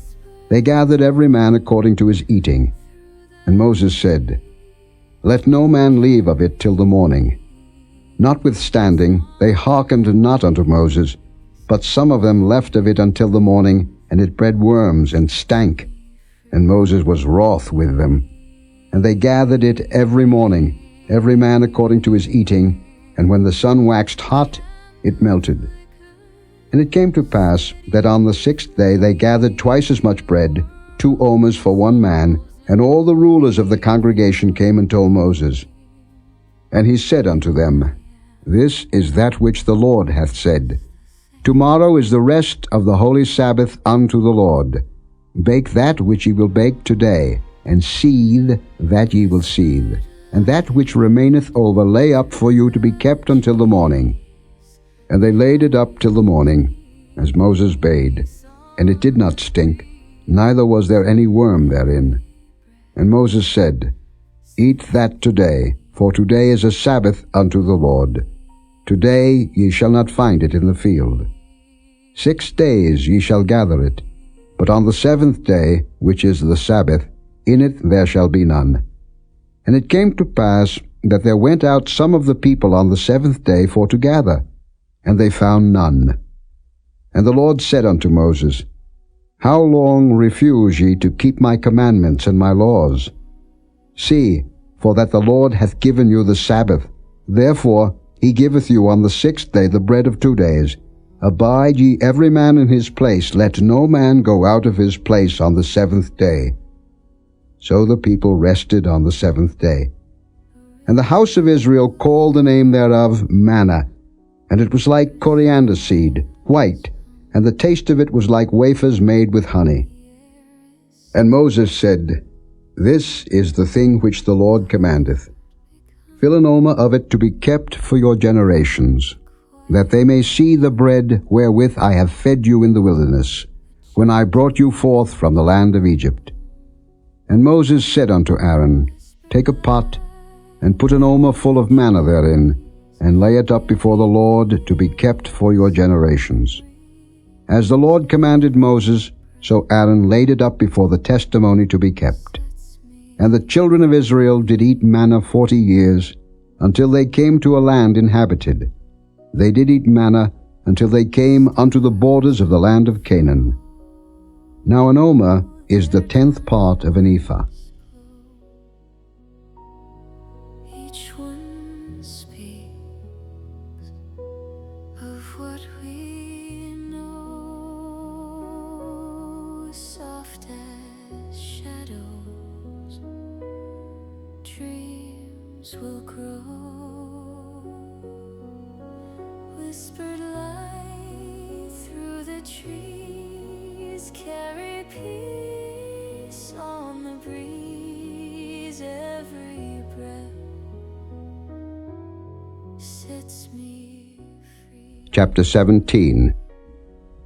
And all the congregation of the children of Israel journeyed from the wilderness of Sin after their journeys, according to the commandment of the Lord, and pitched in Rephidim, and there was no water for the people to drink.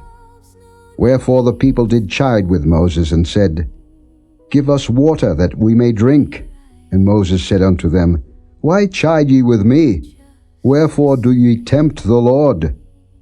And the people thirsted there for water, and the people murmured against Moses, and said, Wherefore is this that thou hast brought us up out of Egypt, to kill us and our children and our cattle with thirst? And Moses cried unto the Lord, saying, What shall I do unto this people? They be almost ready to stone me. And the Lord said unto Moses, Go on before the people, and take with thee of the elders of Israel, and thy rod wherewith thou smotest the river, take in thine hand, and go. Behold, I will stand before thee there upon the rock in Horeb, and thou shalt smite the rock, and there shall come water out of it, that the people may drink. And Moses did so in the sight of the elders of Israel. And he called the name of the place Massah and Meribah, because of the chiding of the children of Israel, and because they tempted the Lord, saying, Is the Lord among us or not? Then came Amalek, and fought with Israel in Rephidim. And Moses said unto Joshua, Choose us out men, and go out, fight with Amalek. Tomorrow I will stand on the top of the hill with the rod of God in mine hand. So Joshua did as Moses had said to him, and fought with Amalek. And Moses, Aaron, and Hur went up to the top of the hill. And it came to pass, when Moses held up his hand, that Israel prevailed, and when he let down his hand, Amalek prevailed. But Moses' hands were heavy, and they took a stone, and put it under him, and he sat thereon. And Aaron and Hur stayed up his hands, the one on the one side, and the other on the other side, and his hands were steady until the going down of the sun. And Joshua discomfited Amalek and his people with the edge of the sword. And the Lord said unto Moses, Write this for a memorial in a book, and rehearse it in the ears of Joshua, for I will utterly put out the remembrance of Amalek from under heaven. And Moses built an altar, and called the name of it Jehovah Nissi. For he said, Because the Lord hath sworn that the Lord will have war with Amalek from generation to generation. Sets me free.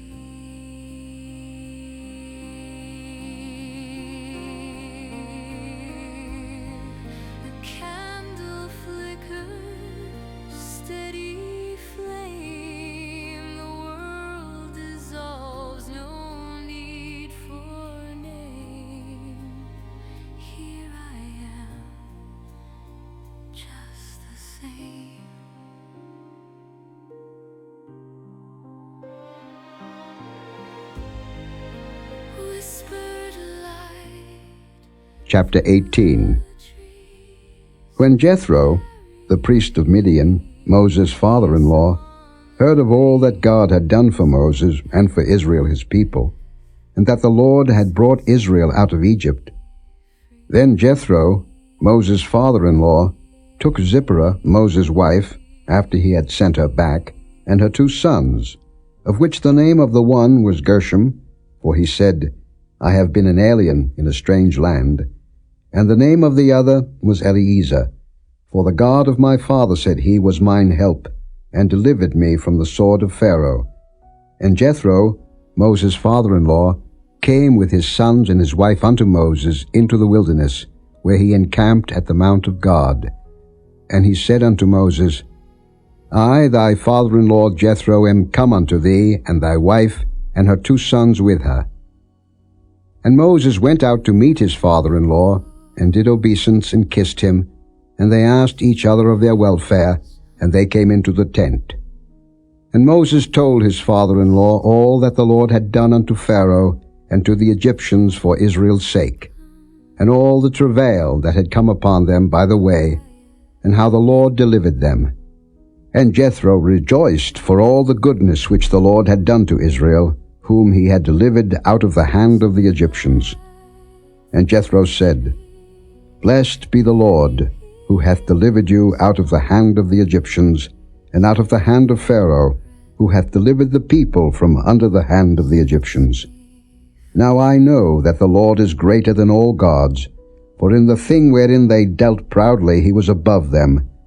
And Jethro, Moses' father-in-law, took a burnt offering and sacrifices for God. And Aaron came, and all the elders of Israel, to eat bread with Moses' father-in-law before God. And it came to pass on the morrow that Moses sat to judge the people, and the people stood by Moses from the morning unto the evening. And when Moses' father-in-law saw all that he did to the people, he said, What is this thing that thou doest to the people? Why sittest thou thyself alone, and all the people stand by thee from morning unto even? And Moses said unto his father-in-law, Because the people come unto me to inquire of God. When they have a matter, they come unto me, and I judge between one and another, and I do make them know the statutes of God and his laws.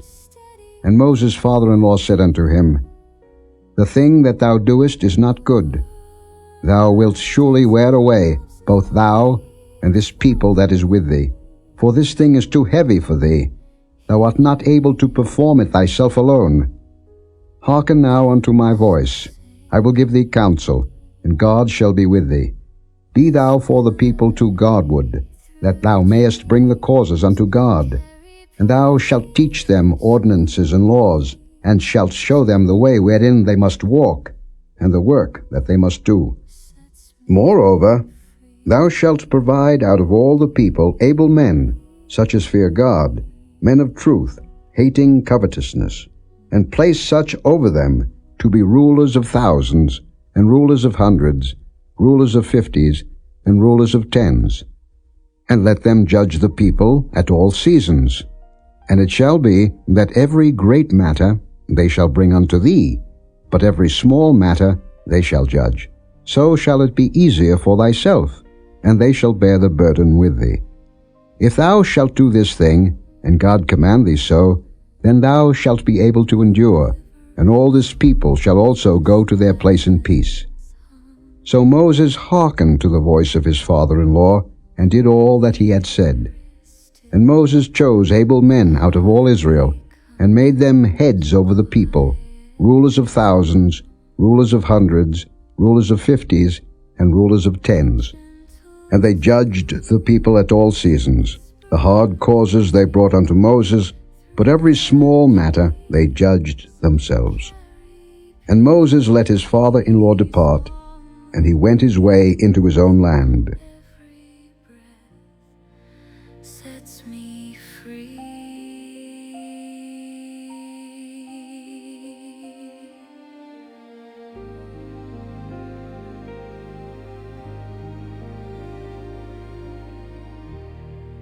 Stars unfold their timeless glow.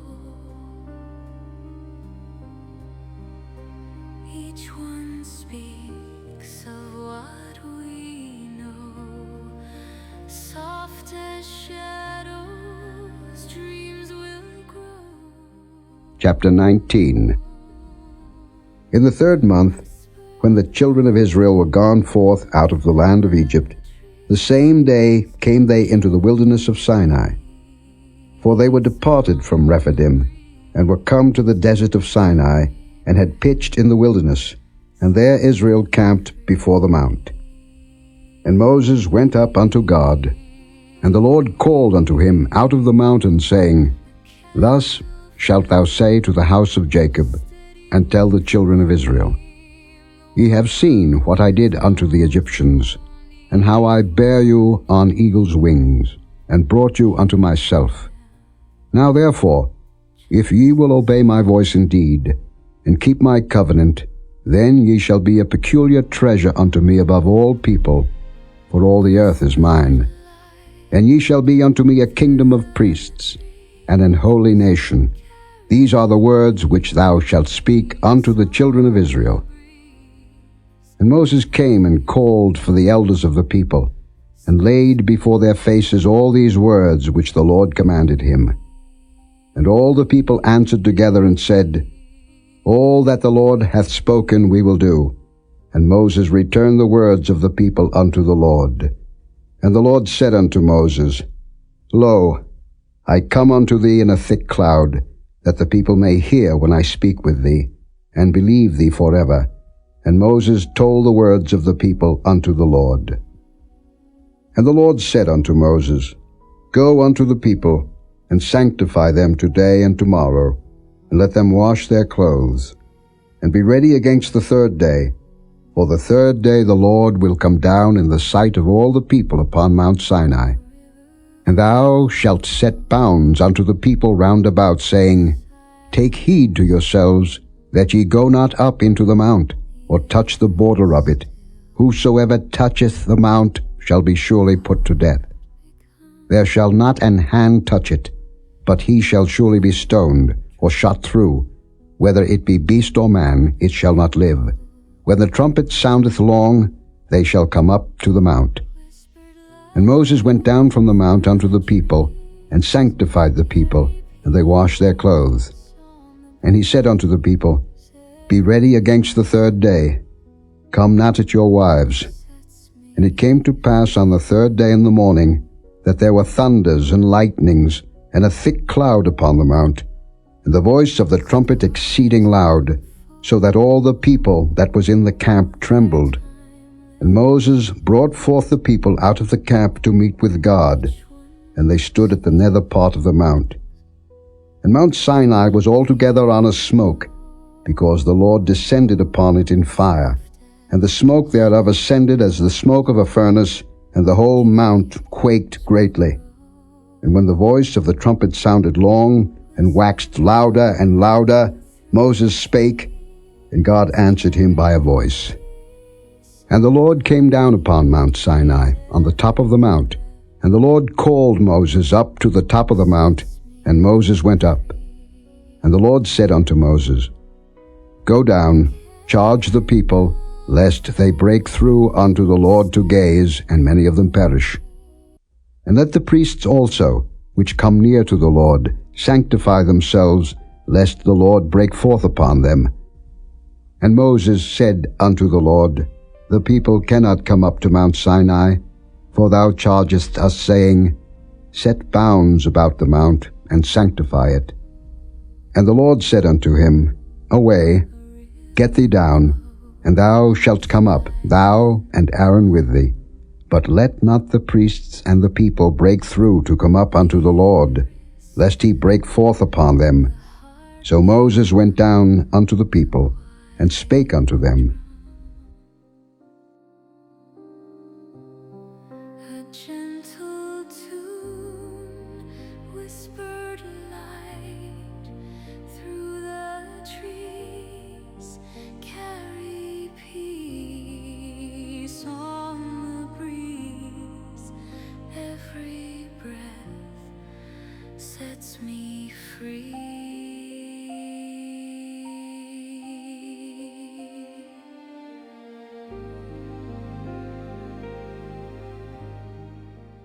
Chapter 20. And God spake all these words, saying, I am the Lord thy God, which have brought thee out of the land of Egypt, out of the house of bondage. Thou shalt have no other gods before me. Thou shalt not make unto thee any graven image, or any likeness of anything that is in heaven above, or that is in the earth beneath, or that is in the water under the earth.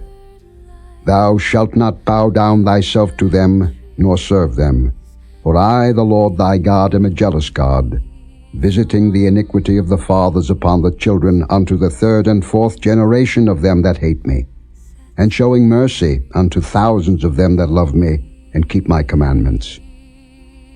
Thou shalt not take the name of the Lord thy God in vain, for the Lord will not hold him guiltless that taketh his name in vain.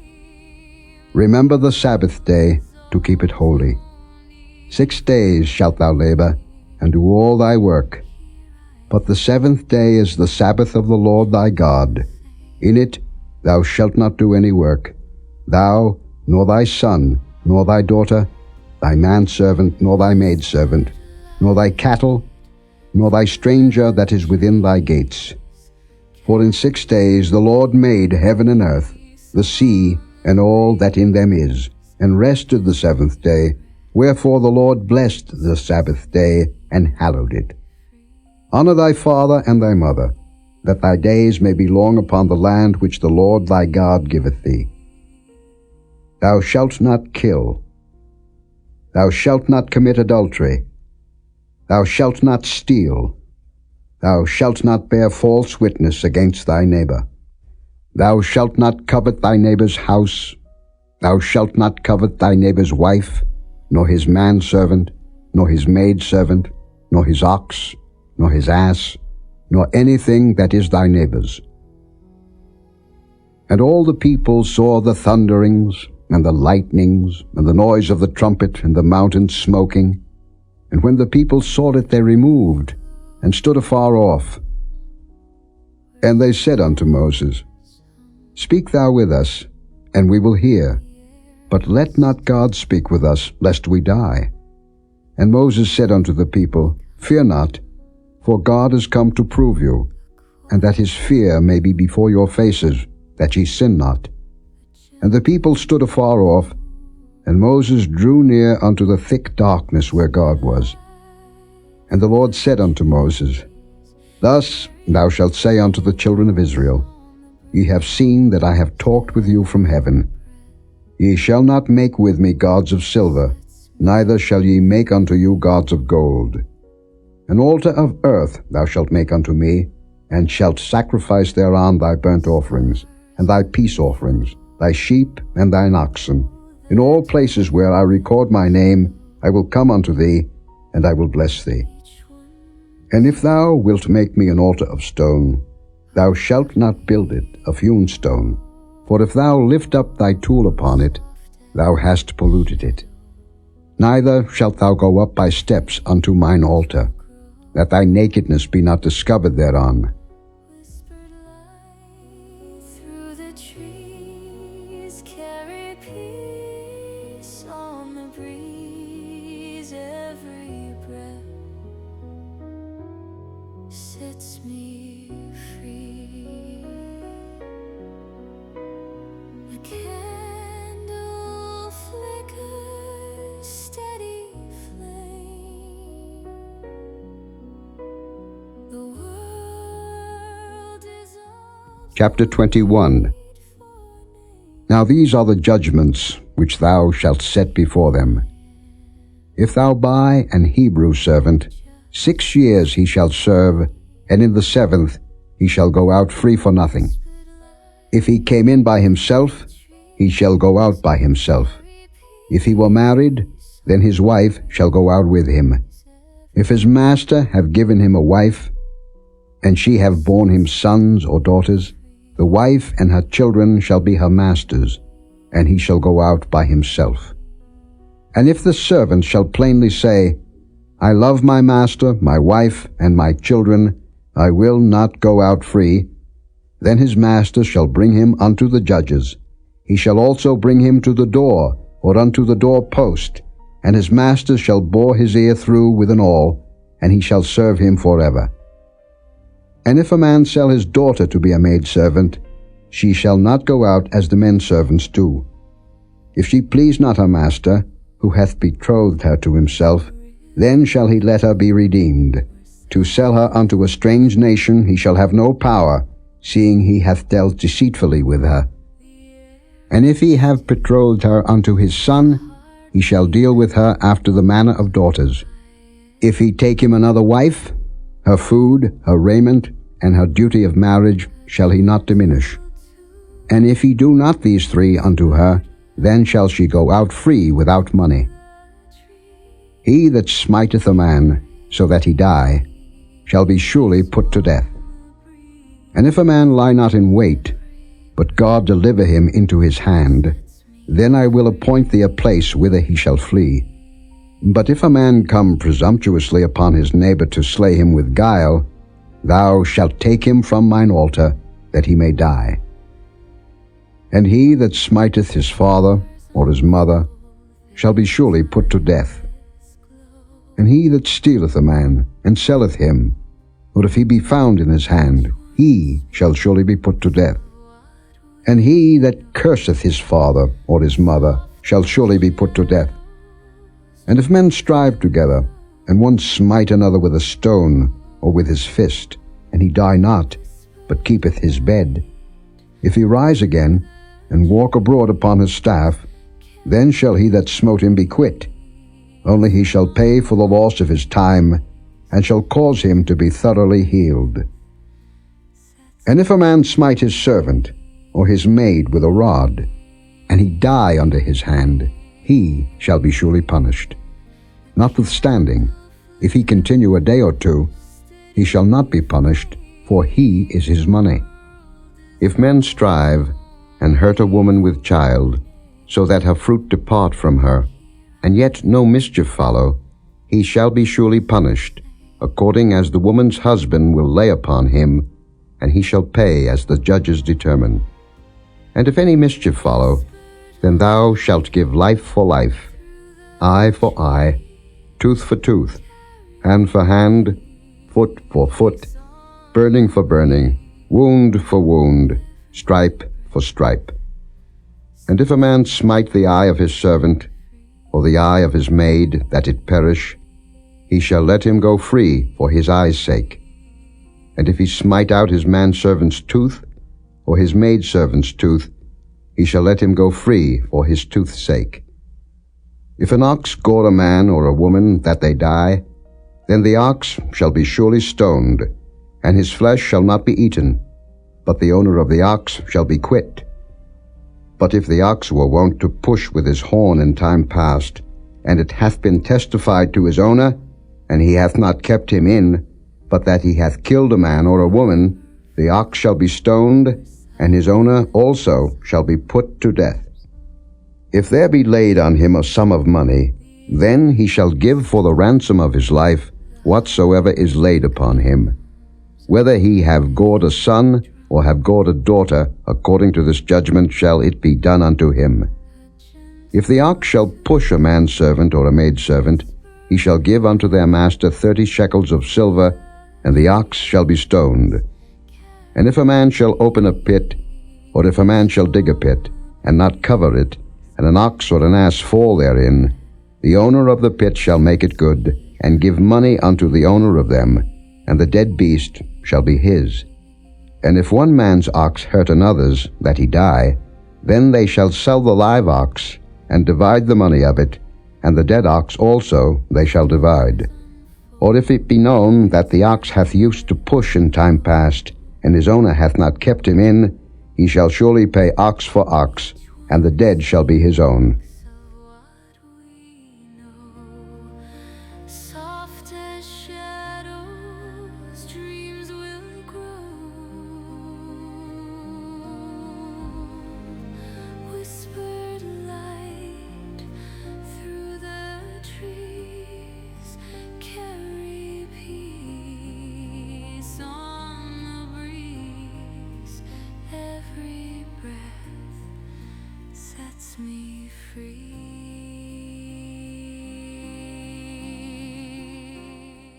Chapter 22. If a man shall steal an ox or a sheep, and kill it or sell it, he shall restore 5 oxen for an ox, and 4 sheep for a sheep. If a thief be found breaking up, and be smitten that he die, there shall no blood be shed for him. If the sun be risen upon him, there shall be blood shed for him, for he should make full restitution. If he have nothing, then he shall be sold for his theft. If the theft be certainly found in his hand alive, whether it be ox or ass or sheep, he shall restore double. If a man shall cause a field or vineyard to be eaten, and shall put in his beast, and shall feed in another man's field, of the best of his own field, and of the best of his own vineyard, shall he make restitution. If fire break out, and catch in thorns, so that the stacks of corn, or the standing corn, or the field be consumed therewith, he that kindled the fire shall surely make restitution. If a man shall deliver unto his neighbor money or stuff to keep, and it be stolen out of the man's house, if the thief be found, let him pay double. If the thief be not found, then the master of the house shall be brought unto the judges, to see whether he have put his hand unto his neighbor's goods. For all manner of trespass, whether it be for ox, for ass, for sheep, for raiment, or for any manner of lost thing, which another challengeth to be his, the cause of both parties shall come before the judges, and whom the judges shall condemn, he shall pay double unto his neighbor. If a man deliver unto his neighbor an ass, or an ox, or a sheep, or any beast to keep, and it die, or be hurt, or driven away, no man seeing it, then shall an oath of the Lord be between them both, that he hath not put his hand unto his neighbor's goods, and the owner of it shall accept thereof, and he shall not make it good. And if it be stolen from him, he shall make restitution unto the owner thereof. If it be torn in pieces, then let him bring it for witness, and he shall not make good that which was torn. And if a man borrow aught of his neighbor, and it be hurt or die, the owner thereof being not with it, he shall surely make it good. But if the owner thereof be with it, he shall not make it good. If it be an hired thing, it came for his hire. And if a man entice a maid that is not betrothed, and lie with her, he shall surely endow her to be his wife. If her father utterly refuse to give her unto him, he shall pay money according to the dowry of virgins. Thou shalt not suffer a witch to live. Whosoever lieth with a beast shall surely be put to death. He that sacrificeth unto any god, save unto the Lord only, he shall be utterly destroyed. Thou shalt neither vex a stranger, nor oppress him, for ye were strangers in the land of Egypt. Ye shall not afflict any widow or fatherless child. If thou afflict them in any wise, and they cry at all unto me, I will surely hear their cry, and my wrath shall wax hot, and I will kill you with the sword, and your wives shall be widows, and your children fatherless. If thou lend money to any of my people that is poor by thee, thou shalt not be to him as an usurer, neither shalt thou lay upon him usury. If thou at all take thy neighbor's raiment to pledge, thou shalt deliver it unto him by that the sun goeth down. For that is his covering only, it is his raiment for his skin, wherein shall he sleep? And it shall come to pass, when he crieth unto me, that I will hear, for I am gracious. Thou shalt not revile the gods, nor curse the ruler of thy people. Thou shalt not delay to offer the first of thy ripe fruits, and of thy liquors, the firstborn of thy sons shalt thou give unto me. Likewise shalt thou do with thine oxen, and with thy sheep. 7 days it shall be with his dam. On the 8th day thou shalt give it me. And ye shall be holy men unto me. Neither shall ye eat any flesh that is torn of beasts in the field. Ye shall cast it to the dogs.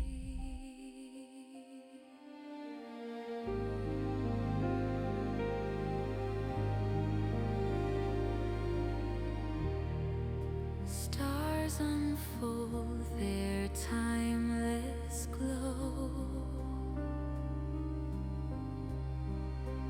Each one speaks of what we know. Soft as shadows, dreams will grow. Whispered light. Chapter 23. Thou shalt not raise a false report. Put not thine hand with the wicked to be an unrighteous witness. Thou shalt not follow a multitude to do evil, neither shalt thou speak in a cause to decline after many to wrest judgment. Neither shalt thou countenance a poor man in his cause. If thou meet thine enemy's ox or his ass going astray, thou shalt surely bring it back to him again. If thou see the ass of him that hateth thee lying under his burden, and wouldest forbear to help him, thou shalt surely help with him. Thou shalt not wrest the judgment of thy poor in his cause. Keep thee far from a false matter, and the innocent and righteous slay thou not, for I will not justify the wicked. And thou shalt take no gift, for the gift blindeth the wise, and perverteth the words of the righteous. Also, thou shalt not oppress a stranger, for ye know the heart of a stranger, seeing ye were strangers in the land of Egypt. In 6 years thou shalt sow thy land, and shalt gather in the fruits thereof. But the 7th year thou shalt let it rest and lie still, that the poor of thy people may eat.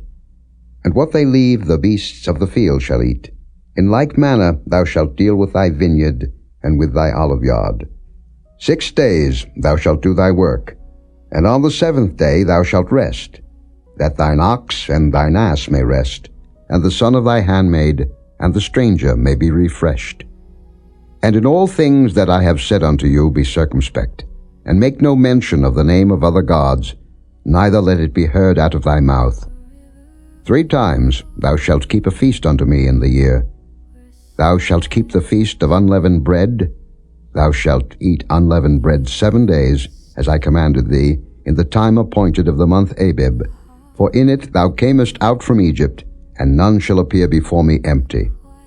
And the feast of harvest, the first fruits of thy labors, which thou hast sown in the field, and the feast of ingathering, which is in the end of the year, when thou hast gathered in thy labors out of the field. 3 times in the year all thy males shall appear before the Lord God. Thou shalt not offer the blood of my sacrifice with leavened bread, neither shall the fat of my sacrifice remain until the morning. The first of the first fruits of thy land thou shalt bring into the house of the Lord thy God. Thou shalt not seethe a kid in his mother's milk. Behold, I send an angel before thee, to keep thee in the way, and to bring thee into the place which I have prepared. Beware of him, and obey his voice. Provoke him not, for he will not pardon your transgressions, for my name is in him. But if thou shalt indeed obey his voice, and do all that I speak, then I will be an enemy unto thine enemies, and an adversary unto thine adversaries. For mine angel shall go before thee, and bring thee in unto the Amorites, and the Hittites, and the Perizzites, and the Canaanites, and the Hivites, and the Jebusites, and I will cut them off. Thou shalt not bow down to their gods, nor serve them, nor do after their works, but thou shalt utterly overthrow them, and quite break down their images. And ye shall serve the Lord your God, and he shall bless thy bread and thy water, and I will take sickness away from the midst of thee. There shall nothing cast their young, nor be barren in thy land. The number of thy days I will fulfill. I will send my fear before thee, and will destroy all the people to whom thou shalt come, and I will make all thine enemies turn their backs unto thee. And I will send hornets before thee, which shall drive out the Hivite, the Canaanite, and the Hittite from before thee. I will not drive them out from before thee in 1 year, lest the land become desolate, and the beasts of the field multiply against thee. By little and little I will drive them out from before thee, until thou be increased, and inherit the land. And I will set thy bounds from the Red Sea even unto the sea of the Philistines, and from the desert unto the river. For I will deliver the inhabitants of the land into your hand, and thou shalt drive them out before thee. Thou shalt make no covenant with them, nor with their gods. They shall not dwell in thy land, lest they make thee sin against me. For if thou serve their gods, it will surely be a snare unto thee. Becomes a quiet drum, a gentle tune, whispered light through the trees, carry peace on the breeze. Every breath sets me free. Chapter 24. And he said unto Moses, Come up unto the Lord, thou, and Aaron, Nadab, and Abihu, and 70 of the elders of Israel, and worship ye afar off. And Moses alone shall come near the Lord, but they shall not come nigh, neither shall the people go up with him. And Moses came and told the people all the words of the Lord, and all the judgments. And all the people answered with one voice, and said, All the words which the Lord hath said will we do. And Moses wrote all the words of the Lord, and rose up early in the morning, and builded an altar under the hill, and 12 pillars, according to the 12 tribes of Israel. And he sent young men of the children of Israel, which offered burnt offerings and sacrificed peace offerings of oxen unto the Lord. And Moses took half of the blood, and put it in basins, and half of the blood he sprinkled on the altar. And he took the book of the covenant, and read in the audience of the people, and they said, All that the Lord hath said will we do, and be obedient. And Moses took the blood, and sprinkled it on the people, and said, Behold the blood of the covenant, which the Lord hath made with you concerning all these words. Then went up Moses and Aaron, Nadab, and Abihu, and 70 of the elders of Israel. And they saw the God of Israel, and there was under his feet as it were a paved work of a sapphire stone, and as it were the body of heaven in his clearness. And upon the nobles of the children of Israel he laid not his hand. Also they saw God, and did eat and drink. And the Lord said unto Moses, Come up to me into the mount, and be there. And I will give thee tables of stone, and a law, and commandments which I have written, that thou mayest teach them. And Moses rose up, and his minister Joshua, and Moses went up into the mount of God.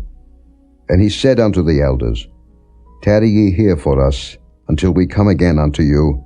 And behold, Aaron and Hur are with you. If any man have any matters to do, let him come unto them. And Moses went up into the mount, and a cloud covered the mount. And the glory of the Lord abode upon Mount Sinai, and the cloud covered it 6 days. And the 7th day he called unto Moses out of the midst of the cloud. And the sight of the glory of the Lord was like devouring fire on the top of the mount in the eyes of the children of Israel. And Moses went into the midst of the cloud, and gat him up into the mount. And Moses was in the mount 40 days and 40 nights. Through the trees, carry peace on the breeze. Every breath sets me free.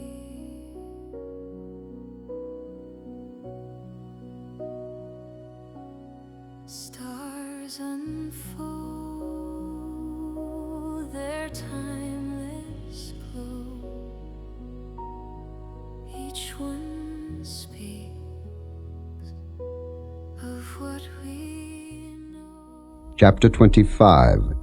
Soft And the Lord spake unto Moses, saying, Speak unto the children of Israel, that they bring me an offering. Of every man that giveth it willingly with his heart ye shall take my offering.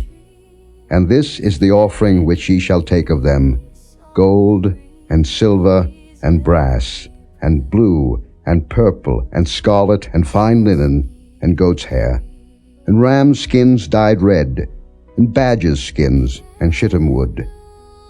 oil for the light, spices for anointing oil and for sweet incense, onyx stones, and stones to be set in the ephod and in the breastplate. And let them make me a sanctuary, that I may dwell among them. According to all that I show thee, after the pattern of the tabernacle, and the pattern of all the instruments thereof, even so shall ye make it.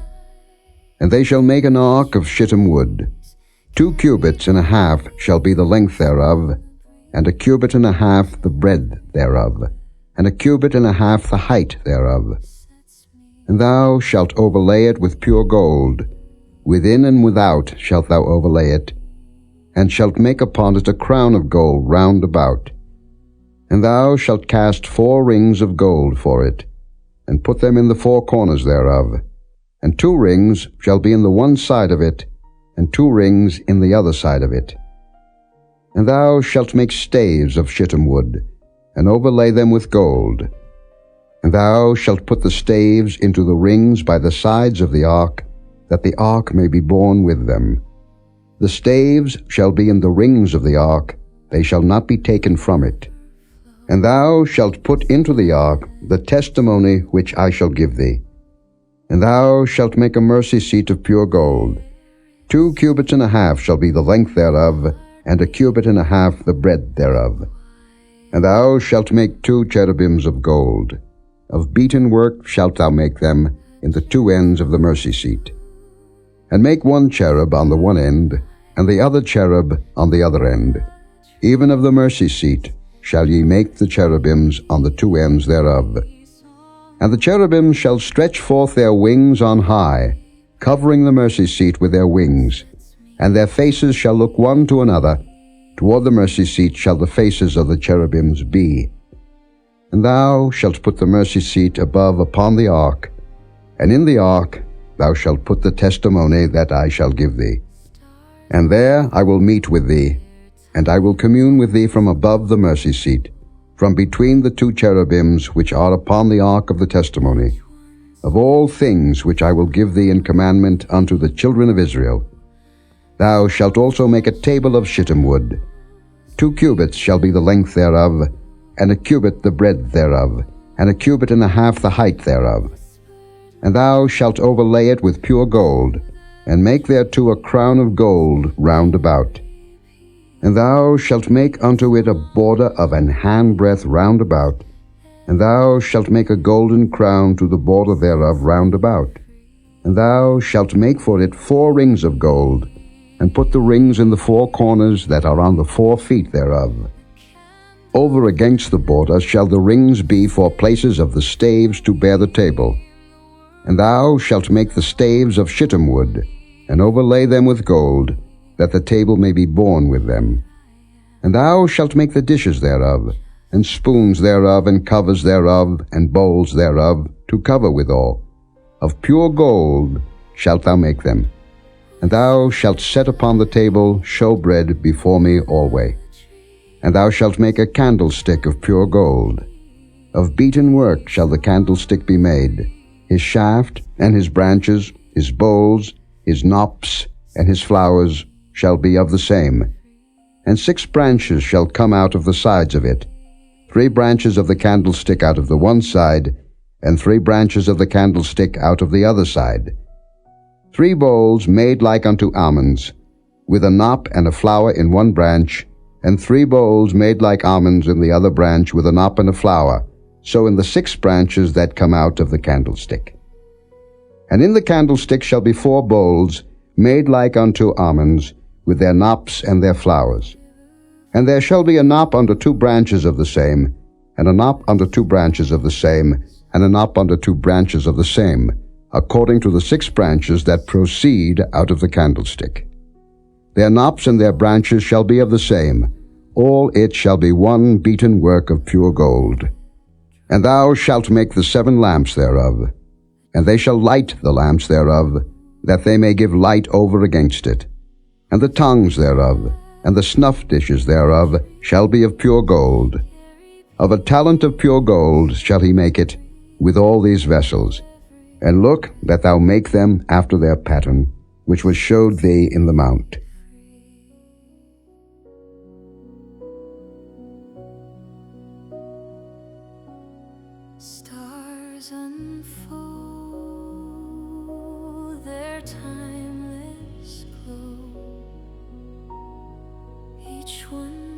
speaks of what we know, soft as shadows, dreams will grow, whispered light through the trees, carry peace. Chapter 26. Moreover, thou shalt make the tabernacle with 10 curtains of fine twined linen, and blue and purple and scarlet. With cherubims of cunning work shalt thou make them. The length of one curtain shall be 28 cubits, and the breadth of one curtain 4 cubits, and every one of the curtains shall have one measure. The 5 curtains shall be coupled together one to another, and other 5 curtains shall be coupled one to another. And thou shalt make loops of blue upon the edge of the one curtain from the selvage in the coupling. And likewise shalt thou make in the uttermost edge of another curtain in the coupling of the second. 50 loops shalt thou make in the one curtain, and 50 loops shalt thou make in the edge of the curtain that is in the coupling of the second, that the loops may take hold one of another. And thou shalt make 50 taches of gold, and couple the curtains together with the taches, and it shall be one tabernacle. And thou shalt make curtains of goat's hair to be a covering upon the tabernacle. 11 curtains shalt thou make. The length of one curtain shall be 30 cubits, and the breadth of one curtain 4 cubits. And the 11 curtains shall be all of one measure. And thou shalt couple 5 curtains by themselves, and 6 curtains by themselves, and shalt double the 6th curtain in the forefront of the tabernacle. And thou shalt make 50 loops on the edge of the one curtain that is outmost in the coupling, and 50 loops in the edge of the curtain which coupleth the second. And thou shalt make 50 taches of brass, and put the taches into the loops, and couple the tent together, that it may be one. And the remnant that remaineth of the curtains of the tent, the half curtain that remaineth, shall hang over the backside of the tabernacle, and a cubit on the one side, and a cubit on the other side of that which remaineth in the length of the curtains of the tent. It shall hang over the sides of the tabernacle on this side and on that side to cover it. And thou shalt make a covering for the tent of rams' skins dyed red, and a covering above of badgers' skins. And thou shalt make boards for the tabernacle of shittim wood standing up. 10 cubits shall be the length of a board, and a cubit and a half shall be the breadth of one board. 2 tenons shall there be in one board, set in order one against another. Thus shalt thou make for all the boards of the tabernacle. And thou shalt make the boards for the tabernacle, 20 boards on the south side southward. And thou shalt make 40 sockets of silver under the 20 boards, 2 sockets under one board for his 2 tenons, and 2 sockets under another board for his 2 tenons. And for the second side of the tabernacle on the north side there shall be 20 boards, and there 40 sockets of silver, 2 sockets under one board, and 2 sockets under another board. And for the sides of the tabernacle westward thou shalt make 6 boards, and 2 boards shalt thou make for the corners of the tabernacle in the 2 sides. And they shall be coupled together beneath, and they shall be coupled together above the head of it unto one ring. Thus shall it be for them both. They shall be for the 2 corners. And they shall be 8 boards, and their sockets of silver 16 sockets, 2 sockets under one board, and 2 sockets under another board. And thou shalt make bars of shittim wood, 5 for the boards of the one side of the tabernacle, and 5 bars for the boards of the other side of the tabernacle, and 5 bars for the boards of the side of the tabernacle for the 2 sides westward. And the middle bar in the midst of the boards shall reach from end to end. And thou shalt overlay the boards with gold, and make their rings of gold for places for the bars. And thou shalt overlay the bars with gold. And thou shalt rear up the tabernacle according to the fashion thereof which was showed thee in the mount.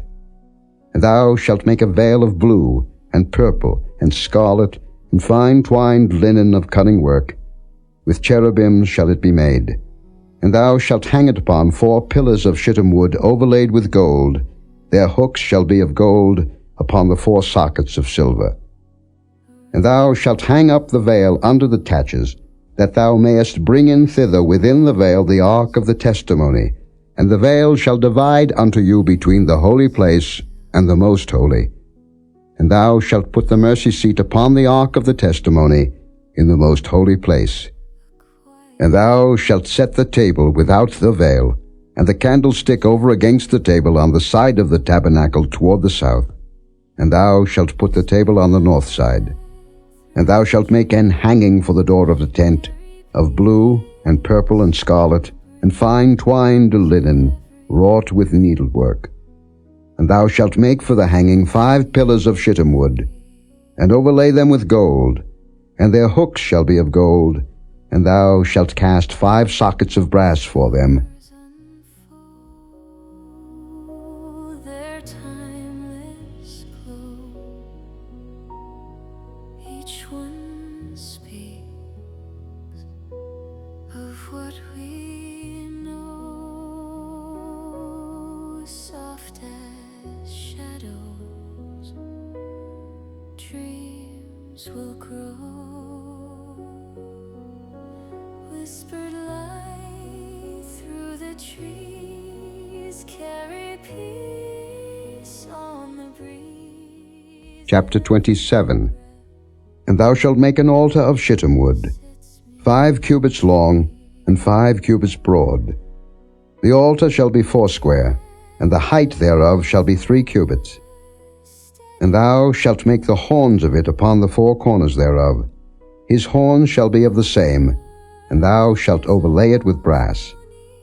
And thou shalt make his pans to receive his ashes, and his shovels, and his basins, and his flesh hooks, and his fire pans. All the vessels thereof thou shalt make of brass. And thou shalt make for it a grate of network of brass, and upon the net shalt thou make 4 brazen rings in the 4 corners thereof. And thou shalt put it under the compass of the altar beneath, that the net may be even to the midst of the altar.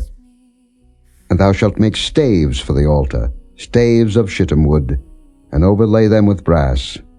And the staves shall be put into the rings, and the staves shall be upon the 2 sides of the altar to bear it. Hollow with boards shalt thou make it, as it was showed thee in the mount, so shall they make it. And thou shalt make the court of the tabernacle. For the south side southward there shall be hangings for the court of fine twined linen of 100 cubits long for one side. And the 20 pillars thereof, and their 20 sockets shall be of brass. The hooks of the pillars and their fillets shall be of silver. And likewise for the north side in length there shall be hangings of 100 cubits long, and his 20 pillars and their 20 sockets of brass. The hooks of the pillars and their fillets of silver. And for the breadth of the court on the west side shall be hangings of 50 cubits, their pillars 10, and their sockets 10. And the breadth of the court on the east side eastward shall be 50 cubits. The hangings of one side of the gate shall be 15 cubits, their pillars 3, and their sockets 3. And on the other side shall be hangings 15 cubits, their pillars 3, and their sockets 3. And for the gate of the court shall be an hanging of 20 cubits of blue, and purple, and scarlet, and fine twined linen, wrought with needlework, and their pillars shall be 4, and their sockets 4. All the pillars round about the court shall be filleted with silver. Their hooks shall be of silver, and their sockets of brass. The length of the court shall be 100 cubits, and the breadth 50 everywhere, and the height 5 cubits of fine twined linen, and their sockets of brass. All the vessels of the tabernacle, in all the service thereof, and all the pins thereof, and all the pins of the court, shall be of brass. And thou shalt command the children of Israel, that they bring thee pure oil olive beaten for the light, to cause the lamp to burn always. In the tabernacle of the congregation without the veil, which is before the testimony, Aaron and his sons shall order it from evening to morning before the Lord. It shall be a statute forever, unto their generations on the behalf of the children of Israel. Here I am, just the same.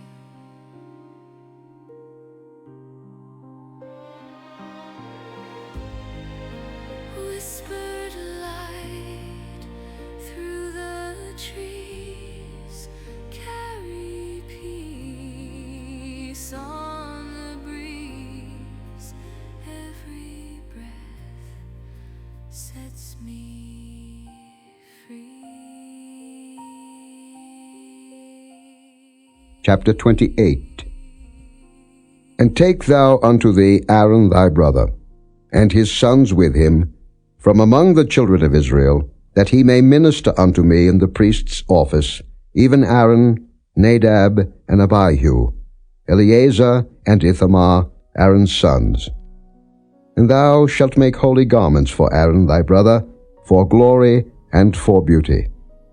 And thou shalt speak unto all that are wise-hearted, whom I have filled with the spirit of wisdom, that they may make Aaron's garments to consecrate him, that he may minister unto me in the priest's office.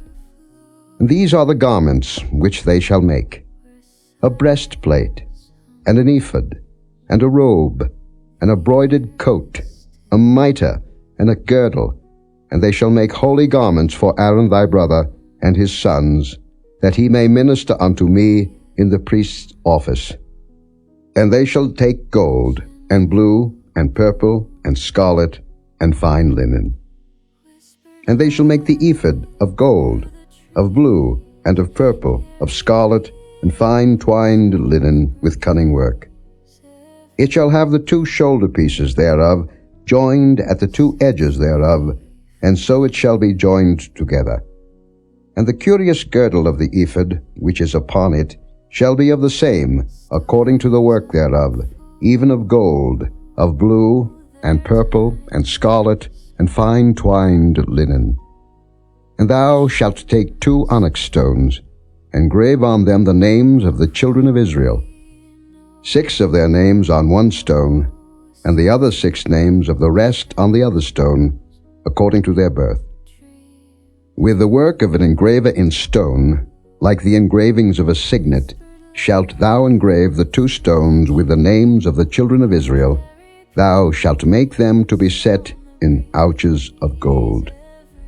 And thou shalt put the 2 stones upon the shoulders of the ephod for stones of memorial unto the children of Israel. And Aaron shall bear their names before the Lord upon his 2 shoulders for a memorial.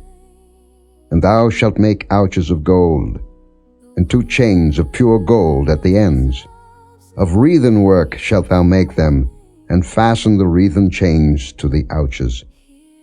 And thou shalt make the breastplate of judgment with cunning work. After the work of the ephod thou shalt make it, of gold, of blue, and of purple, and of scarlet, and of fine twined linen shalt thou make it. 4 square it shall be, being doubled. A span shall be the length thereof, and a span shall be the breadth thereof. And thou shalt set it in settings of stones, even 4 rows of stones. The first row shall be a sardius, a topaz, and a carbuncle. This shall be the first row. And the second row shall be an emerald, a sapphire, and a diamond. And the third row a ligure, an agate, and an amethyst. And the 4th row a beryl, and an onyx, and a jasper. They shall be set in gold in their enclosings. And the stones shall be with the names of the children of Israel, 12, according to their names, like the engravings of a signet. Every one with his name shall they be according to the 12 tribes. And thou shalt make upon the breastplate chains at the ends of wreathen work of pure gold. And thou shalt make upon the breastplate 2 rings of gold, and shalt put the 2 rings on the 2 ends of the breastplate. And thou shalt put the 2 wreathen chains of gold in the 2 rings which are on the ends of the breastplate. And the other 2 ends of the 2 wreathen chains thou shalt fasten in the 2 ouches, and put them on the shoulder pieces of the ephod before it. And thou shalt make 2 rings of gold, And thou shalt put them upon the two ends of the breastplate in the border thereof, which is in the side of the ephod inward. And 2 other rings of gold thou shalt make, and shalt put them on the 2 sides of the ephod underneath, toward the forepart thereof, over against the other coupling thereof, above the curious girdle of the ephod. And they shall bind the breastplate by the rings thereof unto the rings of the ephod with a lace of blue, that it may be above the curious girdle of the ephod, and that the breastplate be not loosed from the ephod. And Aaron shall bear the names of the children of Israel in the breastplate of judgment upon his heart, when he goeth in unto the holy place, for a memorial before the Lord continually. And thou shalt put in the breastplate of judgment the Urim and the Thummim, and they shall be upon Aaron's heart, when he goeth in before the Lord. And Aaron shall bear the judgment of the children of Israel upon his heart before the Lord continually. And thou shalt make the robe of the ephod all of blue. And there shall be an hole in the top of it, in the midst thereof. It shall have a binding of woven work round about the whole of it, as it were the hole of an habergeon, that it be not rent. And beneath upon the hem of it thou shalt make pomegranates of blue, and of purple, and of scarlet, round about the hem thereof, and bells of gold between them round about, a golden bell and a pomegranate, a golden bell and a pomegranate upon the hem of the robe round about. And it shall be upon Aaron to minister, and his sound shall be heard when he goeth in unto the holy place before the Lord, and when he cometh out, that he die not. And thou shalt make a plate of pure gold, engrave upon it, like the engravings of a signet, Holiness to the Lord. And thou shalt put it on a blue lace, that it may be upon the mitre, upon the forefront of the mitre it shall be. And it shall be upon Aaron's forehead, that Aaron may bear the iniquity of the holy things, which the children of Israel shall hallow in all their holy gifts. And it shall be always upon his forehead, that they may be accepted before the Lord. And thou shalt embroider the coat of fine linen, and thou shalt make the mitre of fine linen, and thou shalt make the girdle of needlework. And for Aaron's sons thou shalt make coats, and thou shalt make for them girdles, and bonnets shalt thou make for them, for glory and for beauty. And thou shalt put them upon Aaron thy brother, and his sons with him, and shalt anoint them, and consecrate them, and sanctify them, that they may minister unto me in the priest's office. And thou shalt make them linen breeches to cover their nakedness, from the loins even unto the thighs they shall reach. And they shall be upon Aaron and upon his sons, when they come in unto the tabernacle of the congregation, or when they come near unto the altar to minister in the holy place, that they bear not iniquity and die. It shall be a statute forever unto him and his seed after him. Of what we know, soft as shadows, dreams will grow, whispered light through the trees, carry peace on the breeze. Every breath sets me free. A candle flickers, steady flame. Chapter 29. And this is the thing that thou shalt do unto them to hallow them, to minister unto me in the priest's office. Take 1 young bullock, and 2 rams without blemish, and unleavened bread, and cakes unleavened, tempered with oil, and wafers unleavened, anointed with oil, of wheaten flour shalt thou make them. And thou shalt put them into 1 basket, and bring them in the basket, with the bullock and the 2 rams. And Aaron and his sons thou shalt bring unto the door of the tabernacle of the congregation, and shalt wash them with water. And thou shalt take the garments, and put upon Aaron the coat, and the robe of the ephod, and the ephod, and the breastplate, and gird him with the curious girdle of the ephod. And thou shalt put the mitre upon his head, and put the holy crown upon the mitre. Then shalt thou take the anointing oil, and pour it upon his head, and anoint him. And thou shalt bring his sons, and put coats upon them. And thou shalt gird them with girdles, Aaron and his sons, and put the bonnets on them, and the priest's office shall be theirs for a perpetual statute. And thou shalt consecrate Aaron and his sons. And thou shalt cause a bullock to be brought before the tabernacle of the congregation, and Aaron and his sons shall put their hands upon the head of the bullock. And thou shalt kill the bullock before the Lord, by the door of the tabernacle of the congregation. And thou shalt take of the blood of the bullock, and put it upon the horns of the altar with thy finger, and pour all the blood beside the bottom of the altar. And thou shalt take all the fat that covereth the inwards, and the caul that is above the liver, and the 2 kidneys, and the fat that is upon them, and burn them upon the altar. But the flesh of the bullock, and his skin, and his dung, shalt thou burn with fire without the camp.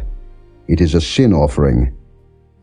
Thou shalt also take 1 ram, and Aaron and his sons shall put their hands upon the head of the ram. And thou shalt slay the ram, and thou shalt take his blood, and sprinkle it round about upon the altar. And thou shalt cut the ram in pieces, and wash the inwards of him, and his legs, and put them unto his pieces and unto his head. And thou shalt burn the whole ram upon the altar. It is a burnt offering unto the Lord. It is a sweet savour, an offering made by fire unto the Lord. And thou shalt take the other ram, and Aaron and his sons shall put their hands upon the head of the ram. Then shalt thou kill the ram, and take of his blood, and put it upon the tip of the right ear of Aaron, and upon the tip of the right ear of his sons, and upon the thumb of their right hand, and upon the great toe of their right foot, and sprinkle the blood upon the altar round about.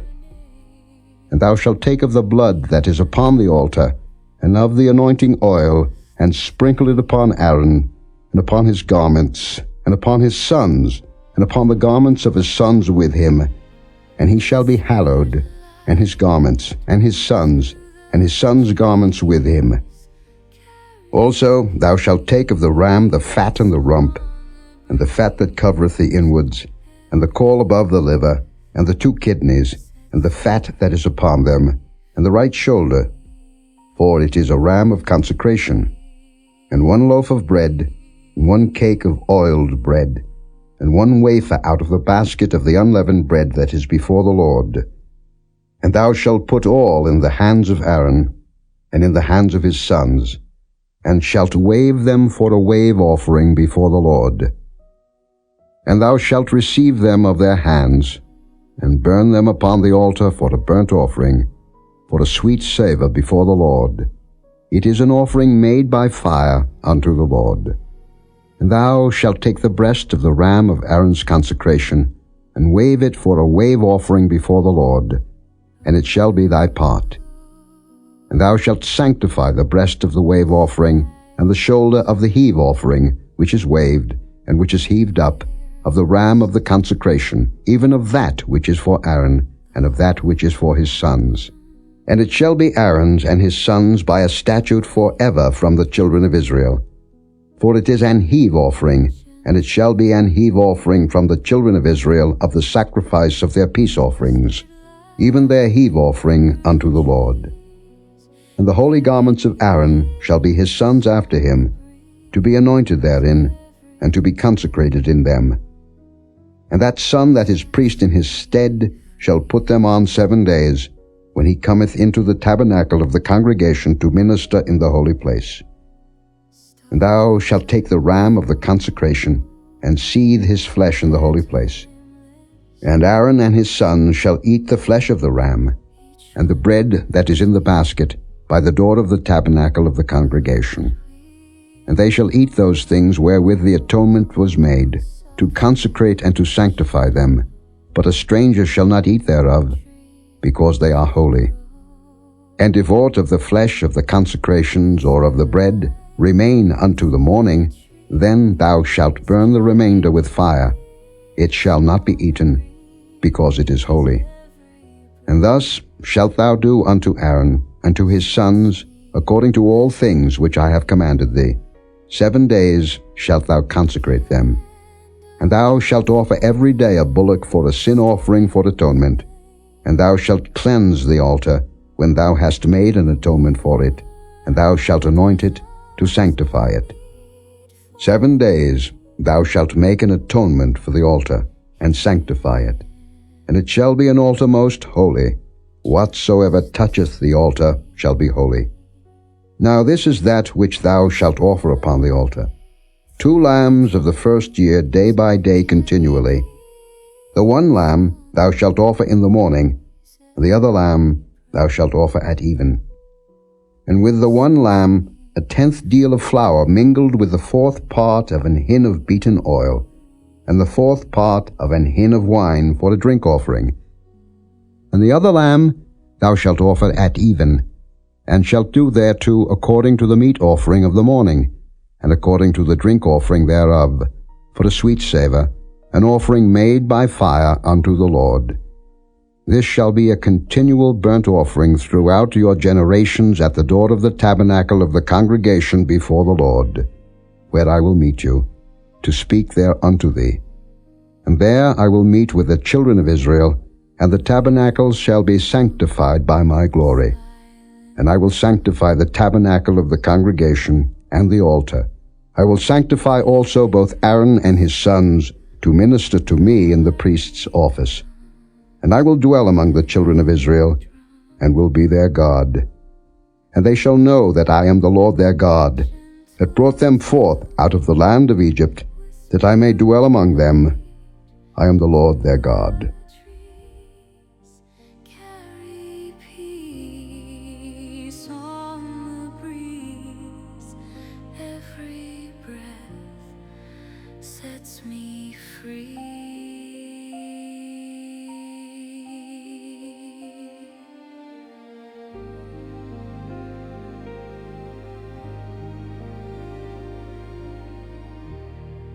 Stars unfold their timeless glow.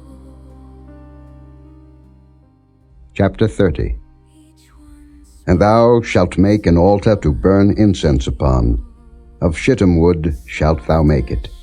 A cubit shall be the length thereof, and a cubit the breadth thereof. 4 square shall it be, and 2 cubits shall be the height thereof. The horns thereof shall be of the same. Thou shalt overlay it with pure gold, the top thereof, and the sides thereof round about, and the horns thereof, and thou shalt make unto it a crown of gold round about. And 2 golden rings shalt thou make to it under the crown of it, by the 2 corners thereof. Upon the 2 sides of it shalt thou make it, and they shall be for places for the staves to bear it withal. And thou shalt make the staves of shittim wood, and overlay them with gold.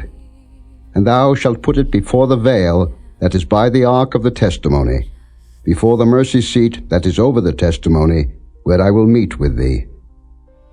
And Aaron shall burn thereon sweet incense every morning. When he dresseth the lamps, he shall burn incense upon it. And when Aaron lighteth the lamps at even, he shall burn incense upon it, a perpetual incense before the Lord throughout your generations. Ye shall offer no strange incense thereon, nor burnt sacrifice, nor meat offering, neither shall ye pour drink offering thereon. And Aaron shall make an atonement upon the horns of it once in a year, with the blood of the sin offering of atonements. Once in the year shall he make atonement upon it throughout your generations. It is most holy unto the Lord.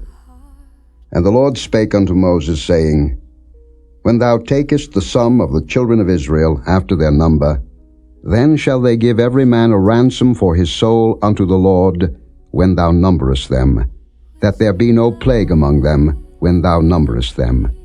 This they shall give, every one that passeth among them that are numbered, 1/2 shekel after the shekel of the sanctuary. A shekel is 20 gerahs. and half shekel shall be the offering of the Lord. Every one that passeth among them that are numbered from 20 years old and above shall give an offering unto the Lord. The rich shall not give more, and the poor shall not give less than half a shekel, when they give an offering unto the Lord, to make an atonement for your souls.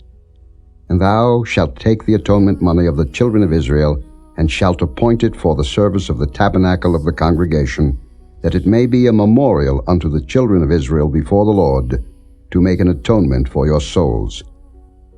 And the Lord spake unto Moses, saying, Thou shalt also make a laver of brass, and his foot also of brass, to wash withal. And thou shalt put it between the tabernacle of the congregation and the altar, and thou shalt put water therein. For Aaron and his sons shall wash their hands and their feet thereat. When they go into the tabernacle of the congregation, they shall wash with water, that they die not. Or when they come near to the altar to minister, to burn offering made by fire unto the Lord.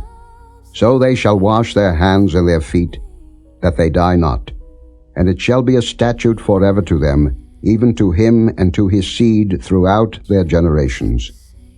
Moreover, the Lord spake unto Moses, saying, Take thou also unto thee principal spices, of pure myrrh 500 shekels, and of sweet cinnamon half so much, even 250 shekels, and of sweet calamus 250 shekels, and of cassia 500 shekels, after the shekel of the sanctuary, and of oil olive and hin. And thou shalt make it an oil of holy ointment, an ointment compound after the art of the apothecary. It shall be an holy anointing oil. And thou shalt anoint the tabernacle of the congregation therewith, and the ark of the testimony, and the table and all his vessels, and the candlestick and his vessels, and the altar of incense, and the altar of burnt offering with all his vessels, and the laver and his foot. And thou shalt sanctify them, that they may be most holy. Whatsoever toucheth them shall be holy. And thou shalt anoint Aaron and his sons, and consecrate them, that they may minister unto me in the priest's office. And thou shalt speak unto the children of Israel, saying, This shall be an holy anointing oil unto me throughout your generations. Upon man's flesh shall it not be poured, neither shall ye make any other like it, after the composition of it. It is holy, and it shall be holy unto you. Whosoever compoundeth any like it, or whosoever putteth any of it upon a stranger, shall even be cut off from his people. And the Lord said unto Moses, Take unto thee sweet spices, stacte, and onycha, and galbanum, these sweet spices with pure frankincense, of each shall there be a like weight.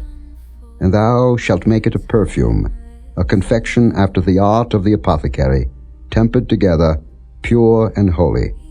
And thou shalt beat some of it very small, and put of it before the testimony in the tabernacle of the congregation, where I will meet with thee. It shall be unto you most holy. And as for the perfume which thou shalt make, ye shall not make to yourselves according to the composition thereof.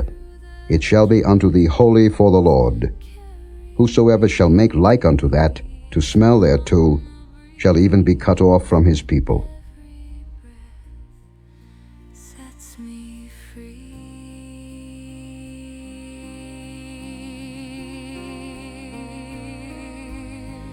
A candle flickers, steady flame. The world dissolves, no need for name. Here I am, just the same.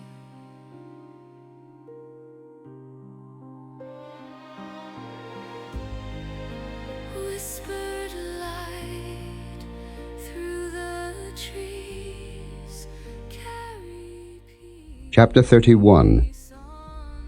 And the Lord spake unto Moses, saying, See, I have called by name Bezalel, the son of Uri, the son of Hur, of the tribe of Judah. And I have filled him with the Spirit of God, in wisdom, and in understanding, and in knowledge, and in all manner of workmanship, to devise cunning works, to work in gold, and in silver, and in brass, and in cutting of stones, to set them, and in carving of timber, to work in all manner of workmanship. And I, behold, I have given with him Oholiab, the son of Ahisamach, of the tribe of Dan, and in the hearts of all that are wise-hearted I have put wisdom, that they may make all that I have commanded thee. The tabernacle of the congregation, and the ark of the testimony, and the mercy seat that is thereupon, and all the furniture of the tabernacle, and the table and his furniture, and the pure candlestick with all his furniture, and the altar of incense, and the altar of burnt offering with all his furniture, and the laver and his foot, and the cloths of service, and the holy garments for Aaron the priest, and the garments of his sons, to minister in the priest's office, and the anointing oil, and sweet incense for the holy place, according to all that I have commanded thee shall they do. And the Lord spake unto Moses, saying, Speak thou also unto the children of Israel, saying, Verily my Sabbaths ye shall keep, for it is a sign between me and you throughout your generations, that ye may know that I am the Lord that doth sanctify you. Ye shall keep the Sabbath therefore, for it is holy unto you. Every one that defileth it shall surely be put to death. For whosoever doeth any work therein, that soul shall be cut off from among his people. 6 days may work be done, but in the 7th is the Sabbath of rest, holy to the Lord. Whosoever doeth any work in the Sabbath day, he shall surely be put to death. Wherefore the children of Israel shall keep the Sabbath, to observe the Sabbath throughout their generations, for a perpetual covenant. It is a sign between me and the children of Israel forever. For in 6 days the Lord made heaven and earth, and on the 7th day he rested, and was refreshed. And he gave unto Moses, when he had made an end of communing with him upon Mount Sinai, 2 tables of testimony, tables of stone, written with the finger of God. Just the same.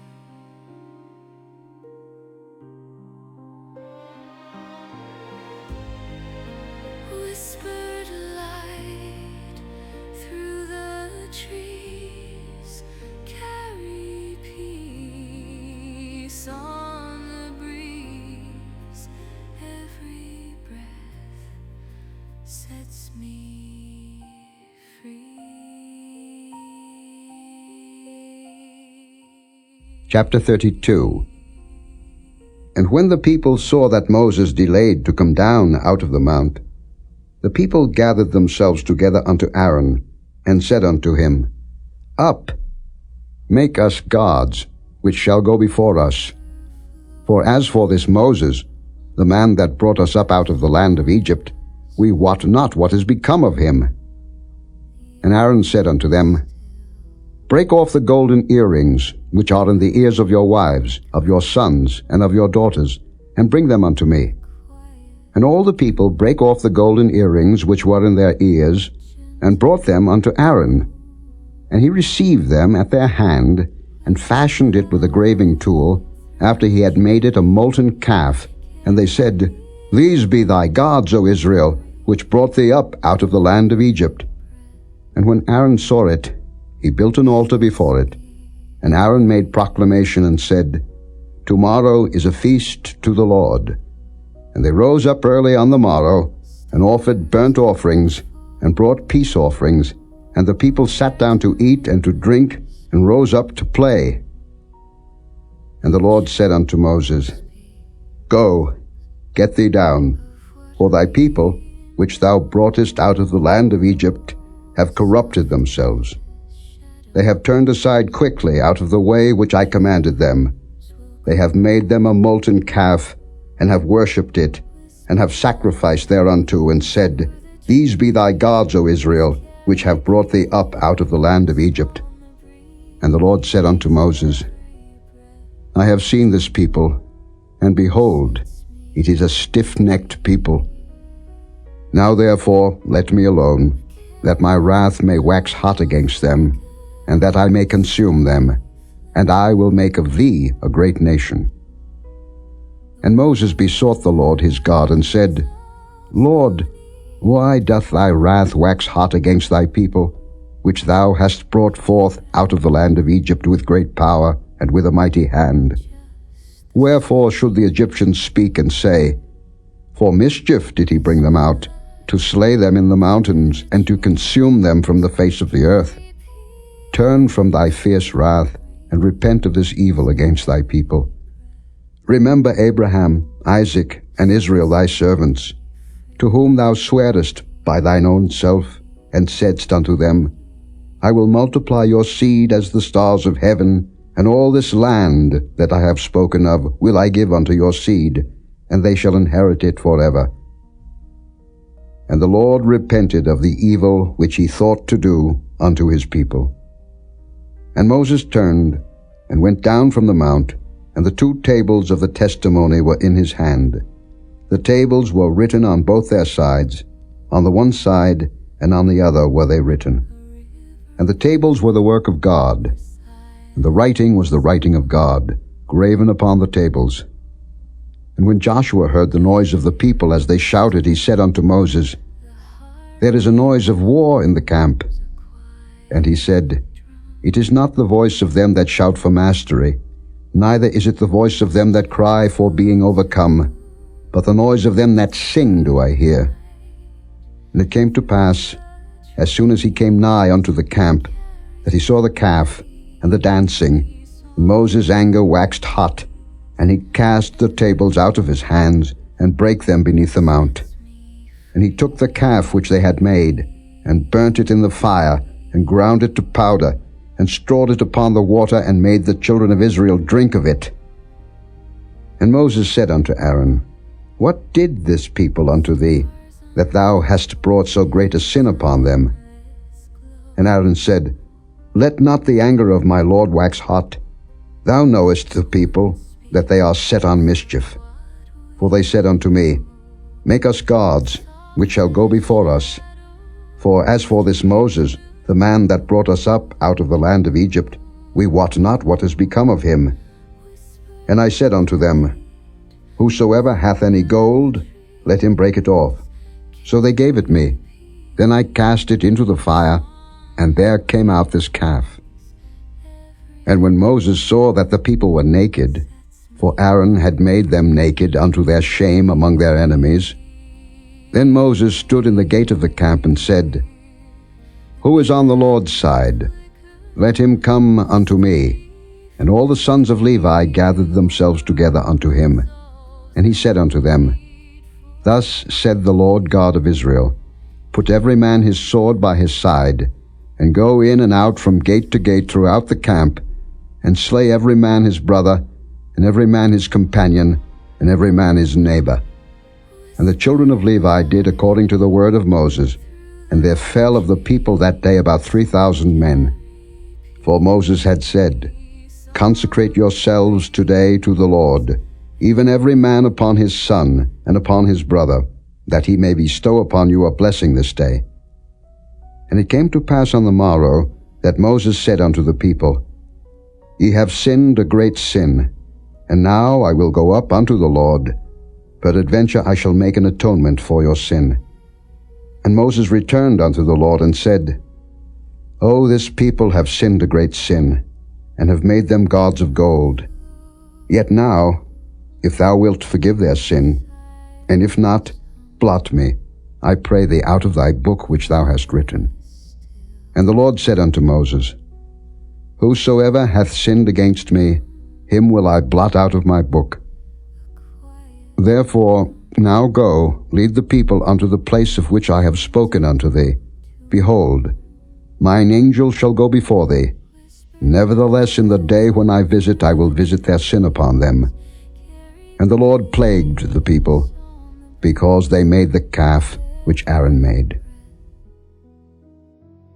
Sets me free.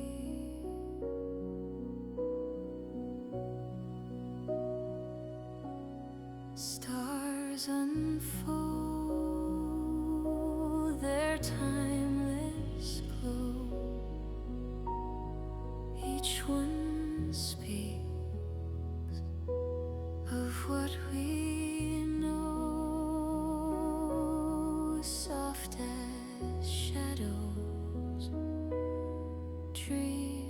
will grow.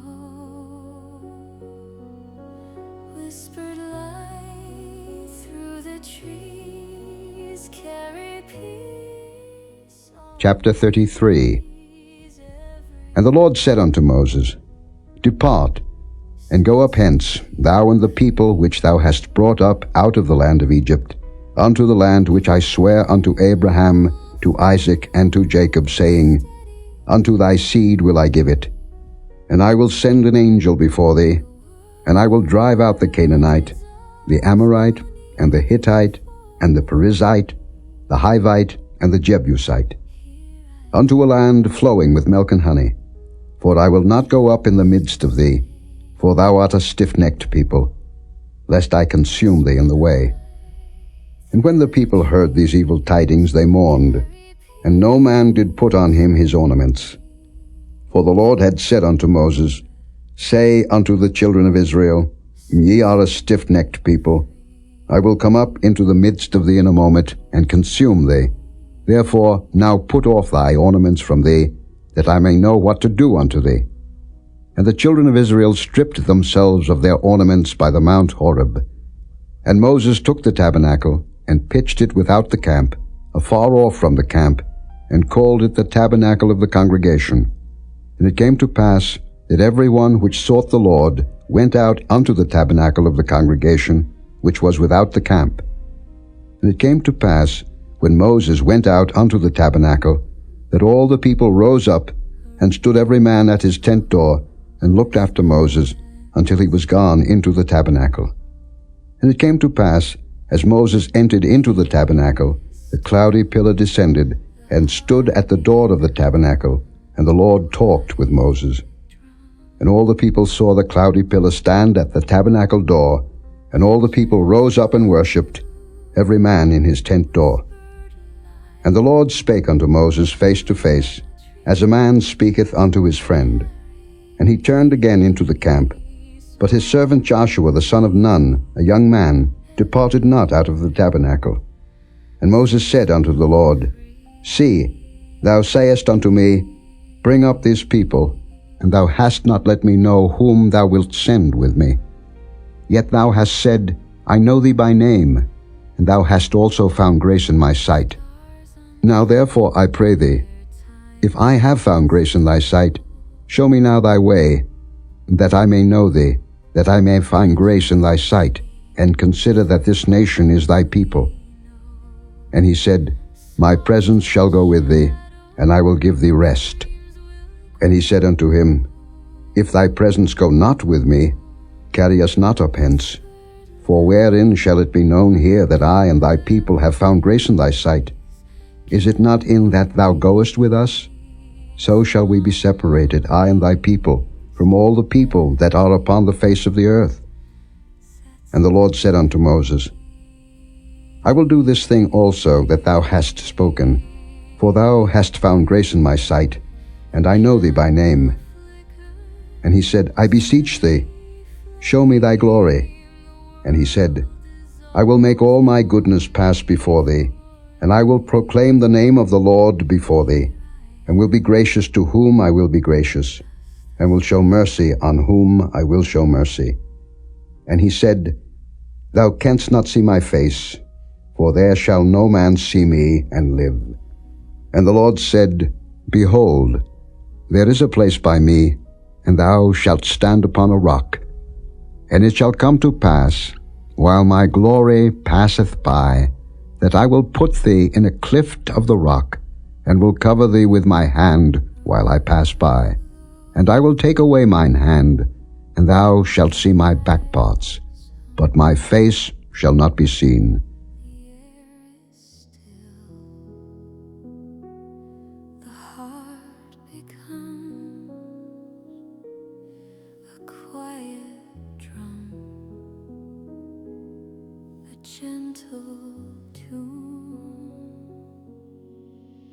whispered light through the trees, carry peace on the breeze. Every breath sets me. Chapter 34. And the Lord said unto Moses, Hew thee 2 tables of stone like unto the first, and I will write upon these tables the words that were in the first tables, which thou breakest. And be ready in the morning, and come up in the morning unto Mount Sinai, and present thyself there to me in the top of the mount. And no man shall come up with thee, neither let any man be seen throughout all the mount, neither let the flocks nor herds feed before that mount. And he hewed 2 tables of stone like unto the first. And Moses rose up early in the morning, and went up unto Mount Sinai, as the Lord had commanded him, and took in his hand the 2 tables of stone. And the Lord descended in the cloud, and stood with him there, and proclaimed the name of the Lord. And the Lord passed by before him, and proclaimed, The Lord God, merciful and gracious, long-suffering, and abundant in goodness and truth, keeping mercy for thousands, forgiving iniquity and transgression and sin, and that will by no means clear the guilty, visiting the iniquity of the fathers upon the children, and upon the children's children, unto the 3rd and to the 4th generation. And Moses made haste, and bowed his head toward the earth, and worshipped. And he said, If now I have found grace in thy sight, O Lord, let my Lord, I pray thee, go among us, for it is a stiff-necked people, and pardon our iniquity and our sin, and take us for thine inheritance. And he said, Behold, I make a covenant. Before all thy people I will do marvels, such as have not been done in all the earth, nor in any nation, and all the people among which thou art shall see the work of the Lord, for it is a terrible thing that I will do with thee. Observe thou that which I command thee this day. Behold, I drive out before thee the Amorite, and the Canaanite, and the Hittite, and the Perizzite, and the Hivite, and the Jebusite. Take heed to thyself, lest thou make a covenant with the inhabitants of the land whither thou goest, lest it be for a snare in the midst of thee. But ye shall destroy their altars, break their images, and cut down their groves. For thou shalt worship no other God, for the Lord, whose name is jealous, is a jealous God. Lest thou make a covenant with the inhabitants of the land, and they go a-whoring after their gods, and do sacrifice unto their gods, and one call thee, and thou eat of his sacrifice, and thou take of their daughters unto thy sons, and their daughters go a-whoring after their gods, and make thy sons go a-whoring after their gods. Thou shalt make thee no molten gods. The feast of unleavened bread shalt thou keep. 7 days thou shalt eat unleavened bread, as I commanded thee, in the time of the month Abib. For in the month Abib thou camest out from Egypt. All that openeth the matrix is mine, and every firstling among thy cattle, whether ox or sheep, that is male. But the firstling of an ass thou shalt redeem with a lamb, and if thou redeem him not, then shalt thou break his neck. All the firstborn of thy sons thou shalt redeem, and none shall appear before me empty. 6 days thou shalt work, but on the 7th day thou shalt rest. In earing time and in harvest thou shalt rest. And thou shalt observe the feast of weeks, of the first fruits of wheat harvest, and the feast of ingathering at the year's end. Thrice in the year shall all your men children appear before the Lord God, the God of Israel. For I will cast out the nations before thee, and enlarge thy borders. Neither shall any man desire thy land, when thou shalt go up to appear before the Lord thy God thrice in the year. Thou shalt not offer the blood of my sacrifice with leaven, neither shall the sacrifice of the feast of the Passover be left unto the morning. The first of the first fruits of thy land thou shalt bring unto the house of the Lord thy God. Thou shalt not see the kid in his mother's milk. And the Lord said unto Moses, Write thou these words, for after the tenor of these words I have made a covenant with thee and with Israel. And he was there with the Lord 40 days and 40 nights. He did neither eat bread nor drink water, and he wrote upon the tables the words of the covenant, the 10 commandments. And it came to pass, when Moses came down from Mount Sinai with the 2 tables of testimony in Moses' hand, when he came down from the mount, that Moses wist not that the skin of his face shone while he talked with him. And when Aaron and all the children of Israel saw Moses, behold, the skin of his face shone, and they were afraid to come nigh him. And Moses called unto them, and Aaron and all the rulers of the congregation returned unto him, and Moses talked with them. And afterward all the children of Israel came nigh, and he gave them in commandment all that the Lord had spoken with him in Mount Sinai. And till Moses had done speaking with them, he put a veil on his face. But when Moses went in before the Lord to speak with him, he took the veil off until he came out. And he came out and spake unto the children of Israel that which he was commanded. And the children of Israel saw the face of Moses, that the skin of Moses' face shone, and Moses put the veil upon his face again, until he went in to speak with him. Stars unfold their timeless glow. Each one speaks of what we know. Soft as shadows, dreams will grow. Whispered light through the trees, carry peace on the breeze. Every breath sets me free. Chapter 35. And Moses gathered all the congregation of the children of Israel together, and said unto them, These are the words which the Lord hath commanded, that ye should do them. 6 days shall work be done, but on the 7th day there shall be to you an holy day, a Sabbath of rest to the Lord. Whosoever doeth work therein shall be put to death. Ye shall kindle no fire throughout your habitations upon the Sabbath day. And Moses spake unto all the congregation of the children of Israel, saying, This is the thing which the Lord commanded, saying, Take ye from among you an offering unto the Lord. Whosoever is of a willing heart, let him bring it, an offering of the Lord, gold and silver and brass, and blue and purple and scarlet and fine linen, and goat's hair, and ram's skins dyed red, and badger's skins, and shittim wood, and oil for the light, and spices for anointing oil, and for the sweet incense, and onyx stones, and stones to be set for the ephod, and for the breastplate. And every wise-hearted among you shall come, and make all that the Lord hath commanded. The tabernacle, his tent, and his covering, his taches, and his boards, his bars, his pillars, and his sockets. The ark, and the staves thereof, with the mercy seat, and the veil of the covering. The table, and his staves, and all his vessels, and the showbread. The candlestick also for the light, and his furniture, and his lamps, with the oil for the light. And the incense altar, and his staves, and the anointing oil, and the sweet incense, and the hanging for the door at the entering in of the tabernacle. The altar of burnt offering, with his brazen grate, his staves, and all his vessels, the laver and his foot. The hangings of the court, his pillars and their sockets, and the hanging for the door of the court. The pins of the tabernacle, and the pins of the court, and their cords. The cloths of service, to do service in the holy place. The holy garments for Aaron the priest, and the garments of his sons, to minister in the priest's office.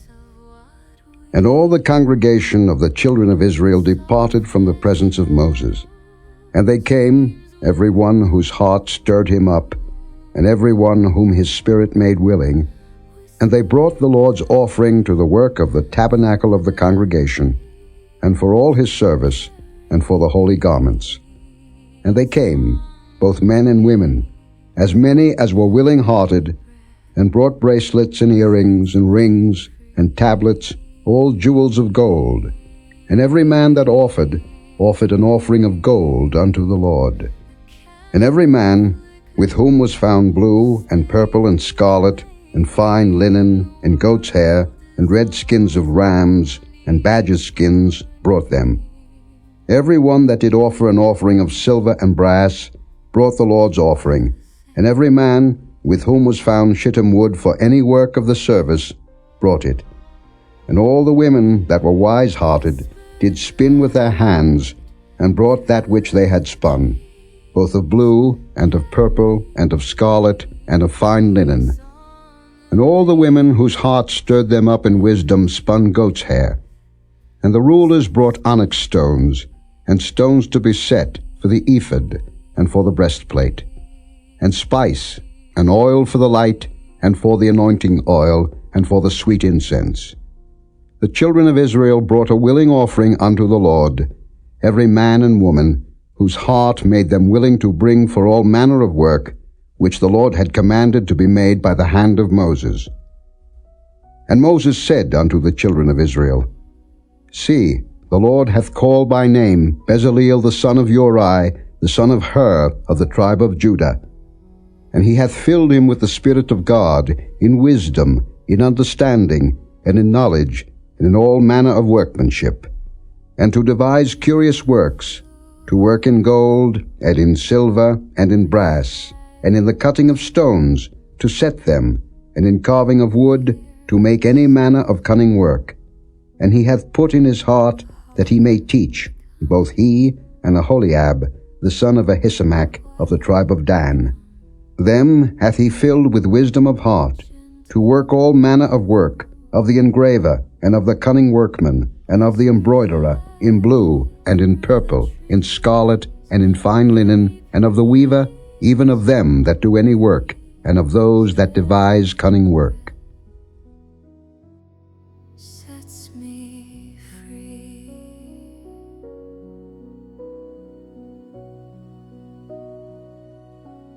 Stars unfold their timeless glow. Each one speaks of what we know. Soft as shadows, dreams will grow. Whispered light through the trees, carry peace on the breeze, every breath. Chapter 36. Then wrought Bezalel and Oholiab, and every wise-hearted man, in whom the Lord put wisdom and understanding, to know how to work all manner of work for the service of the sanctuary, according to all that the Lord had commanded. And Moses called Bezalel and Oholiab, and every wise-hearted man, in whose heart the Lord had put wisdom, even every one whose heart stirred him up to come unto the work to do it. And they received of Moses all the offering which the children of Israel had brought for the work of the service of the sanctuary, to make it withal. And they brought yet unto him free offerings every morning. And all the wise men that wrought all the work of the sanctuary came every man from his work which they made. And they spake unto Moses, saying, The people bring much more than enough for the service of the work, which the Lord commanded to make. And Moses gave commandment, and they caused it to be proclaimed throughout the camp, saying, Let neither man nor woman make any more work for the offering of the sanctuary. So the people were restrained from bringing. For the stuff they had was sufficient for all the work to make it, and too much. And every wise-hearted man among them that wrought the work of the tabernacle made 10 curtains of fine twined linen, and blue, and purple, and scarlet. With cherubims of cunning work made he them. The length of one curtain was 28 cubits, and the breadth of one curtain 4 cubits. The curtains were all of one size.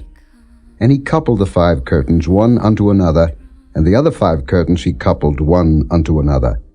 And he made loops of blue on the edge of one curtain from the selvage in the coupling. Likewise he made in the uttermost side of another curtain in the coupling of the second. 50 loops made he in one curtain, and 50 loops made he in the edge of the curtain which was in the coupling of the second. The loops held one curtain to another. And he made 50 taches of gold, and coupled the curtains one unto another with the taches. So it became one tabernacle. And he made curtains of goat's hair for the tent over the tabernacle. 11 curtains he made them. The length of one curtain was 30 cubits, and 4 cubits was the breadth of one curtain. The 11 curtains were of one size, and he coupled 5 curtains by themselves, and 6 curtains by themselves. And he made 50 loops upon the uttermost edge of the curtain in the coupling, and 50 loops made he upon the edge of the curtain which coupleth the second. And he made 50 taches of brass to couple the tent together, that it might be one. And he made a covering for the tent of rams' skins dyed red, and a covering of badgers' skins above that. And he made boards for the tabernacle of shittim wood, standing up. The length of a board was 10 cubits, and the breadth of a board 1 cubit and a half. One board had 2 tenons, equally distant one from another. Thus did he make for all the boards of the tabernacle. And he made boards for the tabernacle, 20 boards for the south side southward. And 40 sockets of silver he made under the 20 boards, 2 sockets under one board for his 2 tenons, and 2 sockets under another board for his 2 tenons. And for the other side of the tabernacle, which is toward the north corner, he made 20 boards. And there 40 sockets of silver, 2 sockets under one board, and 2 sockets under another board. And for the sides of the tabernacle westward he made 6 boards. And 2 boards made he for the corners of the tabernacle in the 2 sides. And they were coupled beneath, and coupled together at the head thereof, to one ring. Thus he did to both of them in both the corners. And there were 8 boards, and their sockets were 16 sockets of silver, under every board 2 sockets. And he made bars of shittim wood, 5 for the boards of the one side of the tabernacle, and 5 bars for the boards of the other side of the tabernacle, and 5 bars for the boards of the tabernacle for the sides westward.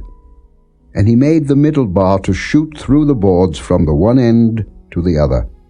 And he overlaid the boards with gold, and made their rings of gold to be places for the bars, and overlaid the bars with gold. And he made a veil of blue, and purple, and scarlet, and fine twined linen, with cherubims made he it of cunning work. And he made thereunto 4 pillars of shittim wood, and overlaid them with gold. Their hooks were of gold, and he cast for them 4 sockets of silver. And he made an hanging for the tabernacle door of blue, and purple, and scarlet, and fine twined linen of needlework. And the 5 pillars of it with their hooks, and he overlaid their chapiters and their fillets with gold, but their 5 sockets were of brass. Sets me free.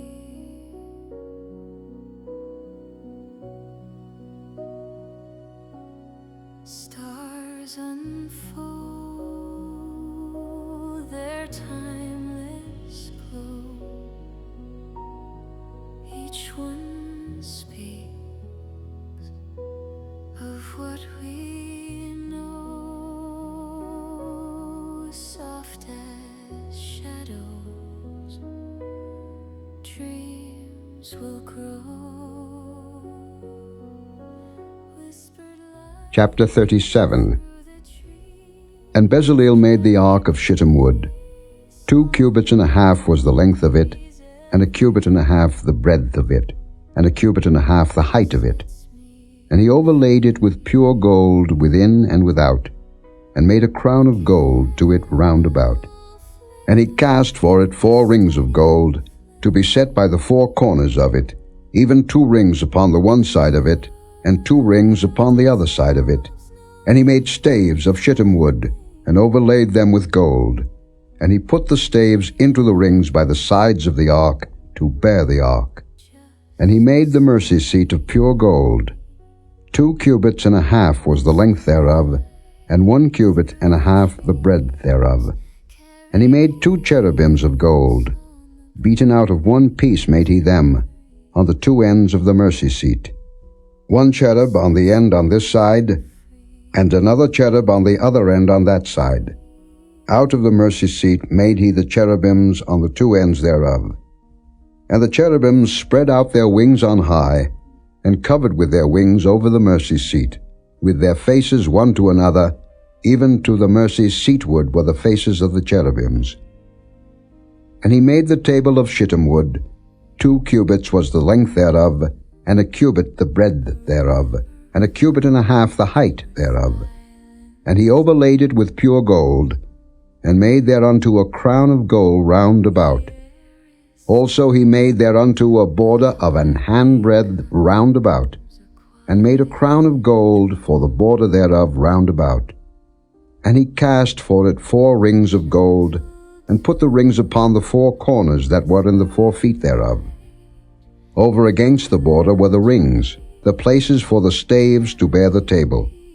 And he made the staves of shittim wood, and overlaid them with gold, to bear the table. And he made the vessels which were upon the table, his dishes, and his spoons, and his bowls, and his covers to cover withal, of pure gold. And he made the candlestick of pure gold. Of beaten work made he the candlestick, his shaft, and his branch, his bowls, his knops, and his flowers were of the same. And 6 branches going out of the sides thereof, 3 branches of the candlestick out of the one side thereof, and 3 branches of the candlestick out of the other side thereof. 3 bowls made after the fashion of almonds in one branch, a knop and a flower, and 3 bowls made like almonds in another branch, a knop and a flower, so throughout the 6 branches going out of the candlestick.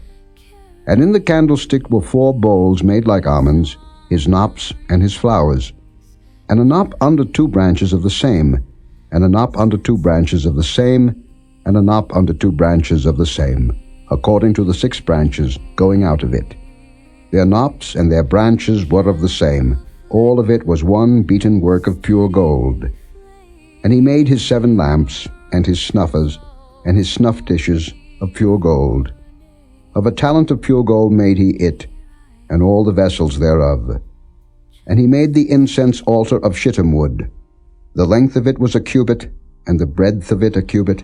It was 4 square, and 2 cubits was the height of it. The horns thereof were of the same. And he overlaid it with pure gold, both the top of it, and the sides thereof round about, and the horns of it. Also he made unto it a crown of gold round about. And he made 2 rings of gold for it under the crown thereof, by the 2 corners of it, upon the 2 sides thereof, to be places for the staves to bear it withal. And he made the staves of shittim wood, and overlaid them with gold. And he made the holy anointing oil, and the pure incense of sweet spices, according to the work of the apothecary. The heart becomes a quiet drum, a gentle tune, whispered light through the trees, carry peace on the breeze. Every breath sets me free.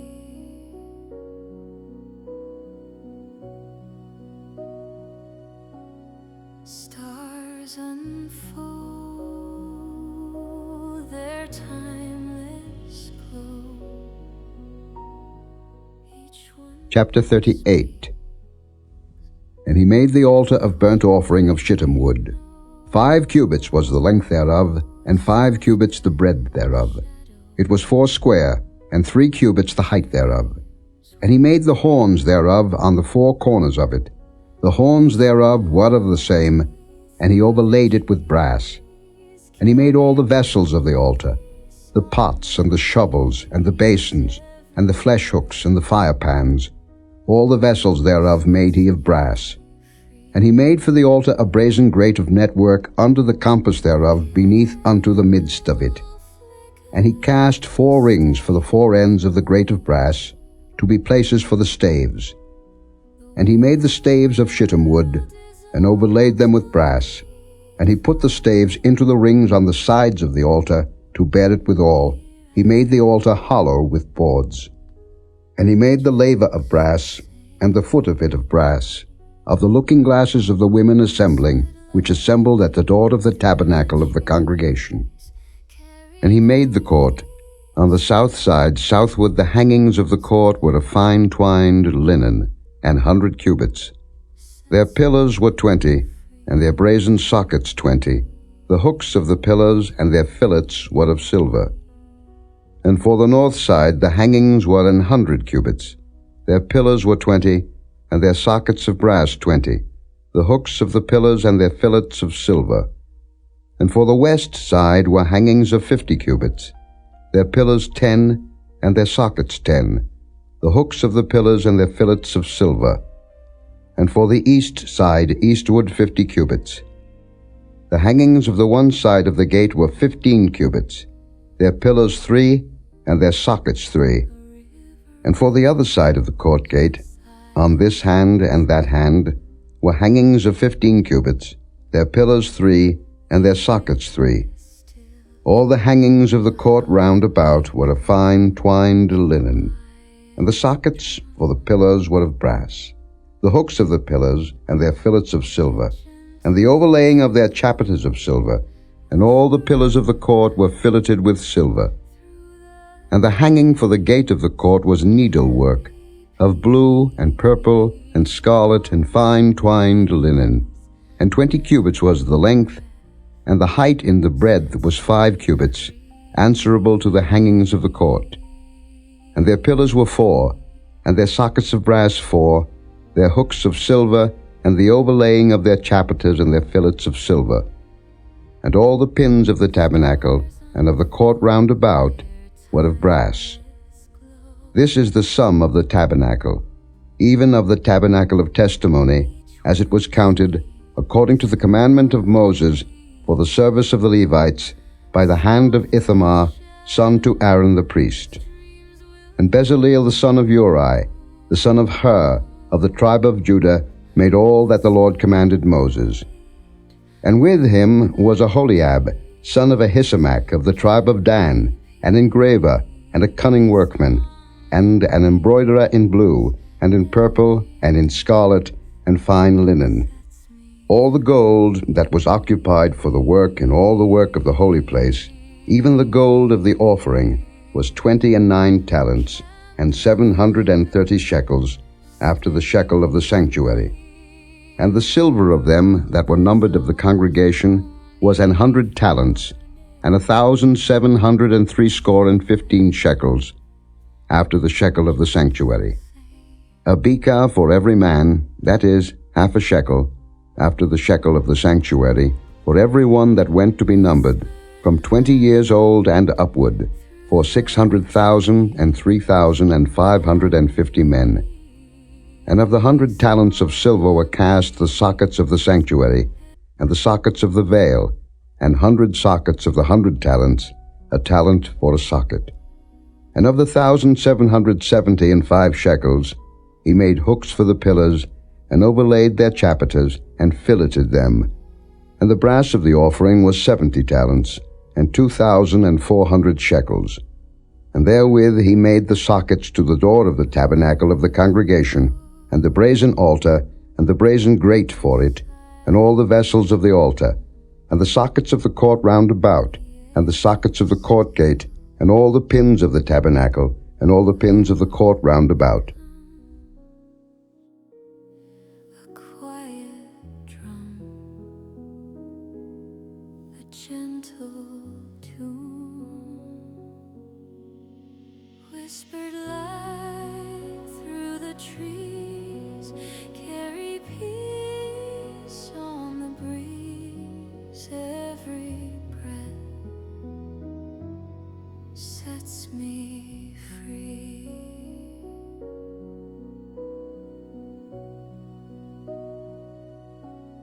Stars unfold their timeless glow. Each one speaks what we know. Chapter 39. And of the blue and purple and scarlet they made cloths of service, to do service in the holy place, and made the holy garments for Aaron, as the Lord commanded Moses. And he made the ephod of gold, blue, and purple, and scarlet, and fine twined linen. And they did beat the gold into thin plates, and cut it into wires, to work it in the blue, and in the purple, and in the scarlet, and in the fine linen, with cunning work. They made shoulder pieces for it, to couple it together. By the two edges was it coupled together.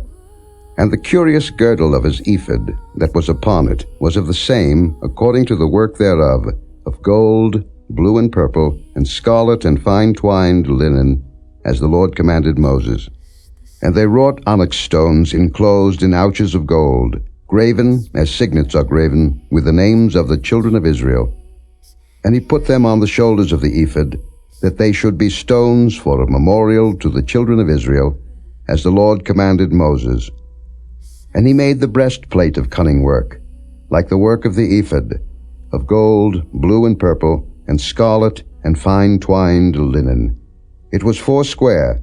They made the breastplate double. A span was the length thereof, and a span the breadth thereof, being doubled. And they set in it 4 rows of stones. The first row was a sardius, a topaz, and a carbuncle.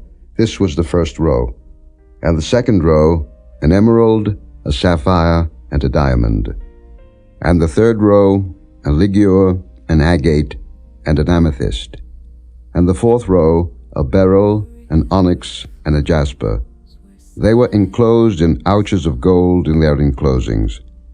And the stones were according to the names of the children of Israel, 12, according to their names, like the engravings of a signet, every one with his name, according to the 12 tribes. And they made upon the breastplate chains at the ends, of wreathen work of pure gold. And they made 2 ouches of gold, and 2 gold rings, and put the 2 rings in the 2 ends of the breastplate. And they put the 2 wreathen chains of gold in the 2 rings on the ends of the breastplate. And the 2 ends of the 2 wreathen chains they fastened in the 2 ouches, and put them on the shoulder pieces of the ephod before it. And they made 2 rings of gold, and put them on the 2 ends of the breastplate, upon the border of it, which was on the side of the ephod inward. And they made 2 other golden rings, and put them on the 2 sides of the ephod underneath, toward the forepart of it, over against the other coupling thereof, above the curious girdle of the ephod. And they did bind the breastplate by his rings unto the rings of the ephod with a lace of blue, that it might be above the curious girdle of the ephod, and that the breastplate might not be loosed from the ephod, as the Lord commanded Moses. And he made the robe of the ephod of woven work, all of blue. And there was an hole in the midst of the robe, as the hole of an habergeon, with a band round about the hole, that it should not rend. And they made upon the hems of the robe pomegranates of blue and purple and scarlet and twined linen. And they made bells of pure gold, and put the bells between the pomegranates upon the hem of the robe, round about between the pomegranates. A bell and a pomegranate, a bell and a pomegranate, round about the hem of the robe to minister in, as the Lord commanded Moses. And they made coats of fine linen of woven work for Aaron and for his sons, and a mitre of fine linen, and goodly bonnets of fine linen, and linen breeches of fine twined linen, and a girdle of fine twined linen, and blue, and purple, and scarlet of needlework, as the Lord commanded Moses. And they made the plate of the holy crown of pure gold, and wrote upon it a writing, like to the engravings of a signet, Holiness to the Lord. And they tied unto it a lace of blue, to fasten it on high upon the mitre, as the Lord commanded Moses. Thus was all the work of the tabernacle of the tent of the congregation finished, and the children of Israel did according to all that the Lord commanded Moses, so did they. And they brought the tabernacle unto Moses, the tent, and all his furniture, his taches, his boards, his bars, and his pillars, and his sockets. And the covering of ram skins dyed red, and the covering of badger skins, and the veil of the covering, the ark of the testimony, and the staves thereof, and the mercy seat, the table, and all the vessels thereof, and the showbread, the pure candlestick, with the lamps thereof, even with the lamps to be set in order, and all the vessels thereof, and the oil for light, and the golden altar, and the anointing oil, and the sweet incense, and the hanging for the tabernacle door, the brazen altar, and his grate of brass, his staves, and all his vessels, the laver, and his foot, the hangings of the court, his pillars, and his sockets, and the hanging for the court gate, his cords, and his pins, and all the vessels of the service of the tabernacle, for the tent of the congregation, the cloths of service to do service in the holy place, and the holy garments for Aaron the priest, and his sons' garments to minister in the priest's office, according to all that the Lord commanded Moses. So the children of Israel made all the work. And Moses did look upon all the work, and behold, they had done it as the Lord had commanded, even so had they done it, and Moses blessed them. Whispered light through the trees, carry peace on the breeze. Every breath sets me free. A candle flickers, steady flame. The world dissolves, no need for name. Here I am, just the same. Whispered light through the trees, carry peace on the breeze. Every breath Chapter 40. sets me And the Lord spake unto Moses, saying, On the first day of the first month shalt thou set up the tabernacle of the tent of the congregation. And thou shalt put therein the ark of the testimony, and cover the ark with the veil. And thou shalt bring in the table, and set in order the things that ought to be set in order upon it.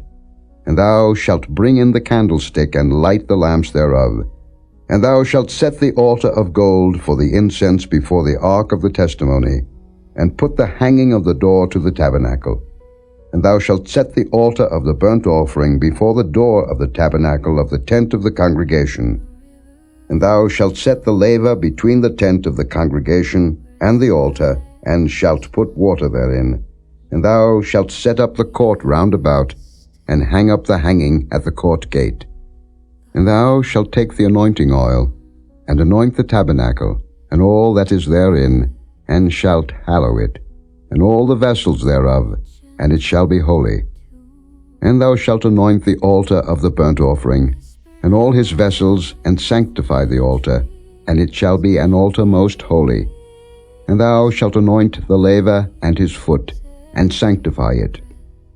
And thou shalt bring Aaron and his sons unto the door of the tabernacle of the congregation, and wash them with water. And thou shalt put upon Aaron the holy garments, and anoint him, and sanctify him, that he may minister unto me in the priest's office. And thou shalt bring his sons, and clothe them with coats. And thou shalt anoint them, as thou didst anoint their father, that they may minister unto me in the priest's office.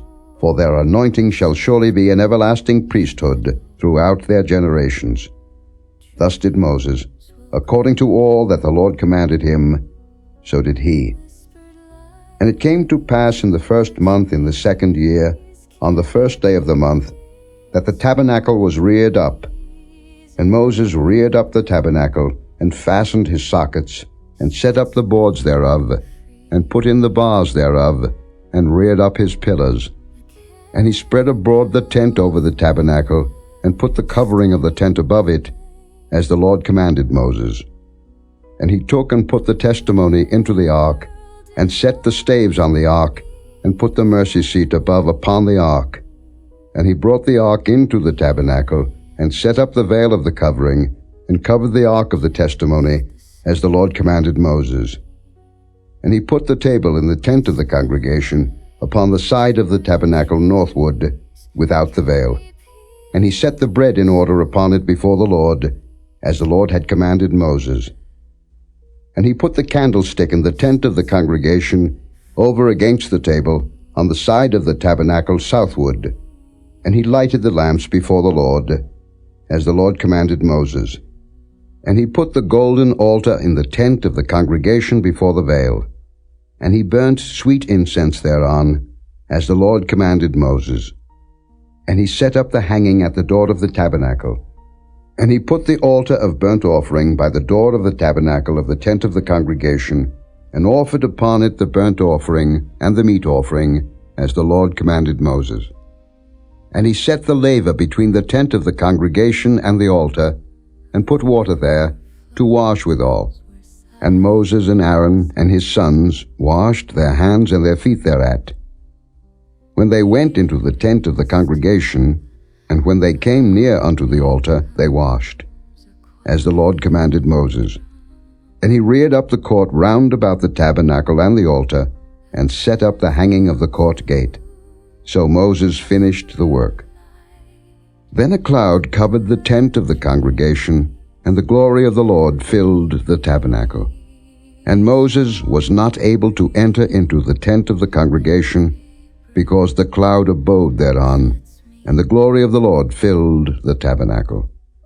And when the cloud was taken up from over the tabernacle, the children of Israel went onward in all their journeys. But if the cloud were not taken up, then they journeyed not till the day that it was taken up. For the cloud of the Lord was upon the tabernacle by day, and fire was on it by night, in the sight of all the house of Israel, throughout all their journeys.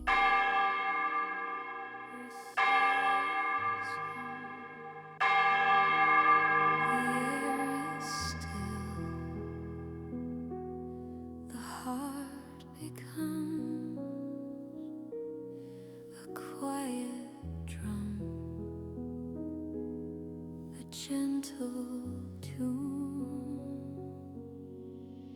whispered light through the trees, carry peace on the breeze. Every breath sets me free. Thank you for joining me here today on Melodic Bible. As we close the book of Exodus, may the story of deliverance and faith remind you that God still leads His people through every wilderness. Take this moment to rest, knowing that His presence goes before you and His peace surrounds you. Until next time, may your heart stay calm, your spirit stay strong, and may you always find rest in His Word. Dreams will grow, whispered light through the trees, carry peace on the breeze. Every breath sets me free. A candle flickers, steady flame. The world dissolves, no need for a name. Here I am, just the same. Whispered light through the trees, carry peace on the breeze. Every breath sets me